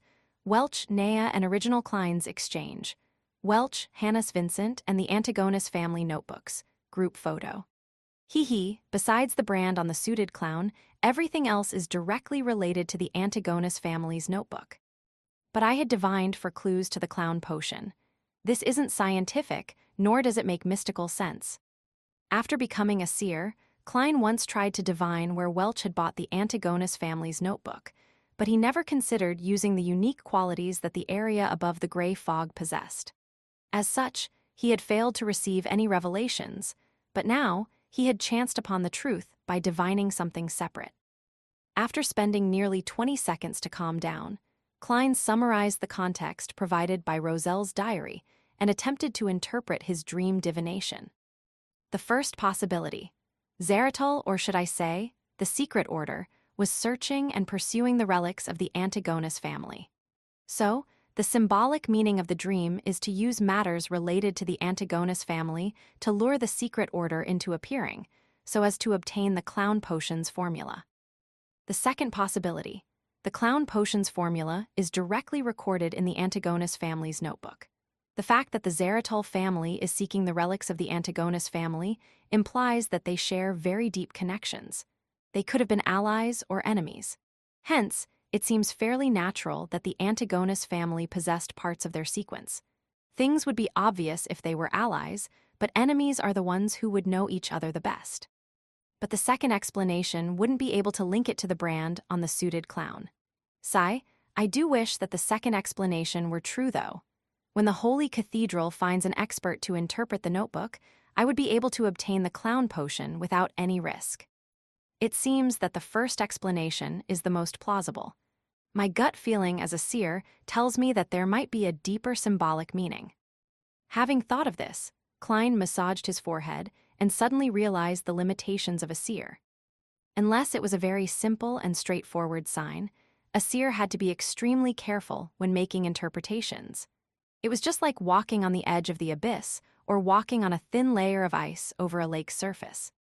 The suited clown's outcome was an actual and bloody example of what a single mistake in interpretation or failure to grasp a key point could result in. In that instant, Klein had an illusion of himself mastering the true essence of a seer. He seemed to be just one step away from digesting the potion completely. Thank you for enlightening me with your life. Praise the lady, he muttered and drew a crimson moon before his chest. Then he divined whether Azik had good intentions or if he was an amazing beyonder. He received confirmations for both of them. Eventually, the continuous divinations exhausted Klein. He had no choice but to stop churning through his thoughts and decide on the crucial matters that he needed to attend to. I have to find the man that appeared in the same scene with Welch, Hannes Vincent, and the Antigonus family's notebook as soon as possible. I can begin my search with the Divination Club. I can't just confront Mr. Azik. Yes, he might be a mid-sequence beyonder of the life school of thought, but there's a lack of information, making it impossible for me to divine. Phew. Klein let out a breath and conjured the portrait of the half-century-old elder with messy eyebrows, thin brown hair, and gray-blue eyes on the goat skin that appeared before him. This was the third person present when the Antigonus family's notebook was traded between Welch and Hannes Vincent. Looking at the portrait, Klein suddenly fell into a dilemma. I can't draw. During art class in primary school, I was always the one receiving the greatest criticism from the teachers. Should I use ritualistic magic like Old Neil? This was done by praying to the goddess. If I were to use the uniqueness of the area above the gray fog, I would be in trouble if the divinities noticed something amiss. Hold on a second, perhaps I can pray to myself. Transmitting images and transmitting voices are similar. Although I'm temporarily unable to access the mysterious power above the gray fog, accomplishing such a minor matter shouldn't be a problem. Having thought of this, Klein immediately emanated his spirituality to envelop himself to simulate the feeling of falling. Back in his bedroom, he lit the gas lamp and prayed. The fool that doesn't belong to this era. You are the mysterious ruler above the gray fog. You are the king of yellow and black who wields good luck. I pray for your revelation and pray that you allow me to draw what I've seen. After reciting the incantation, Klein didn't splash essential oils or burn any herbs to gain the help of their powers. It was just that informal when praying to oneself. There were suddenly murmurs in his ears as he saw the 4 black dots that formed a square surface on the back of his hand. He walked 4 steps counterclockwise and recited the incantation before penetrating the maniacal chaos to return to the area above the gray fog. This time, he didn't see any of the crimson stars shrinking or expanding. But behind the seat of honor at the long bronze table, the strange symbol formed by a partial pupil-less eye and partial contorted lines shimmered weakly as it produced illusory prayers. Klein held his ear to it and listened. After making sure that there were no mistakes, he conjured the portrait of the third person and cast it towards the flowing light in accordance to the prayer's format. After everything was done, he immediately left the mysterious world above the gray fog and returned to his bedroom. Just as he found his footing, a portrait surfaced immediately in front of Klein's eyes. Furthermore, he sensed a weak and illusory power augmenting him. He picked up a fountain pen and found a piece of white paper and expressed his intent. Klein was surprised to find his right hand moving uncontrollably as it quickly drew lines. Before long, he saw a lifelike portrait of the third person. After writing down the hair and eye colors, as well as other unique characteristics, Klein heaved a sigh of relief despite the spasms of his right hand. The illusion before his eyes rapidly dissipated.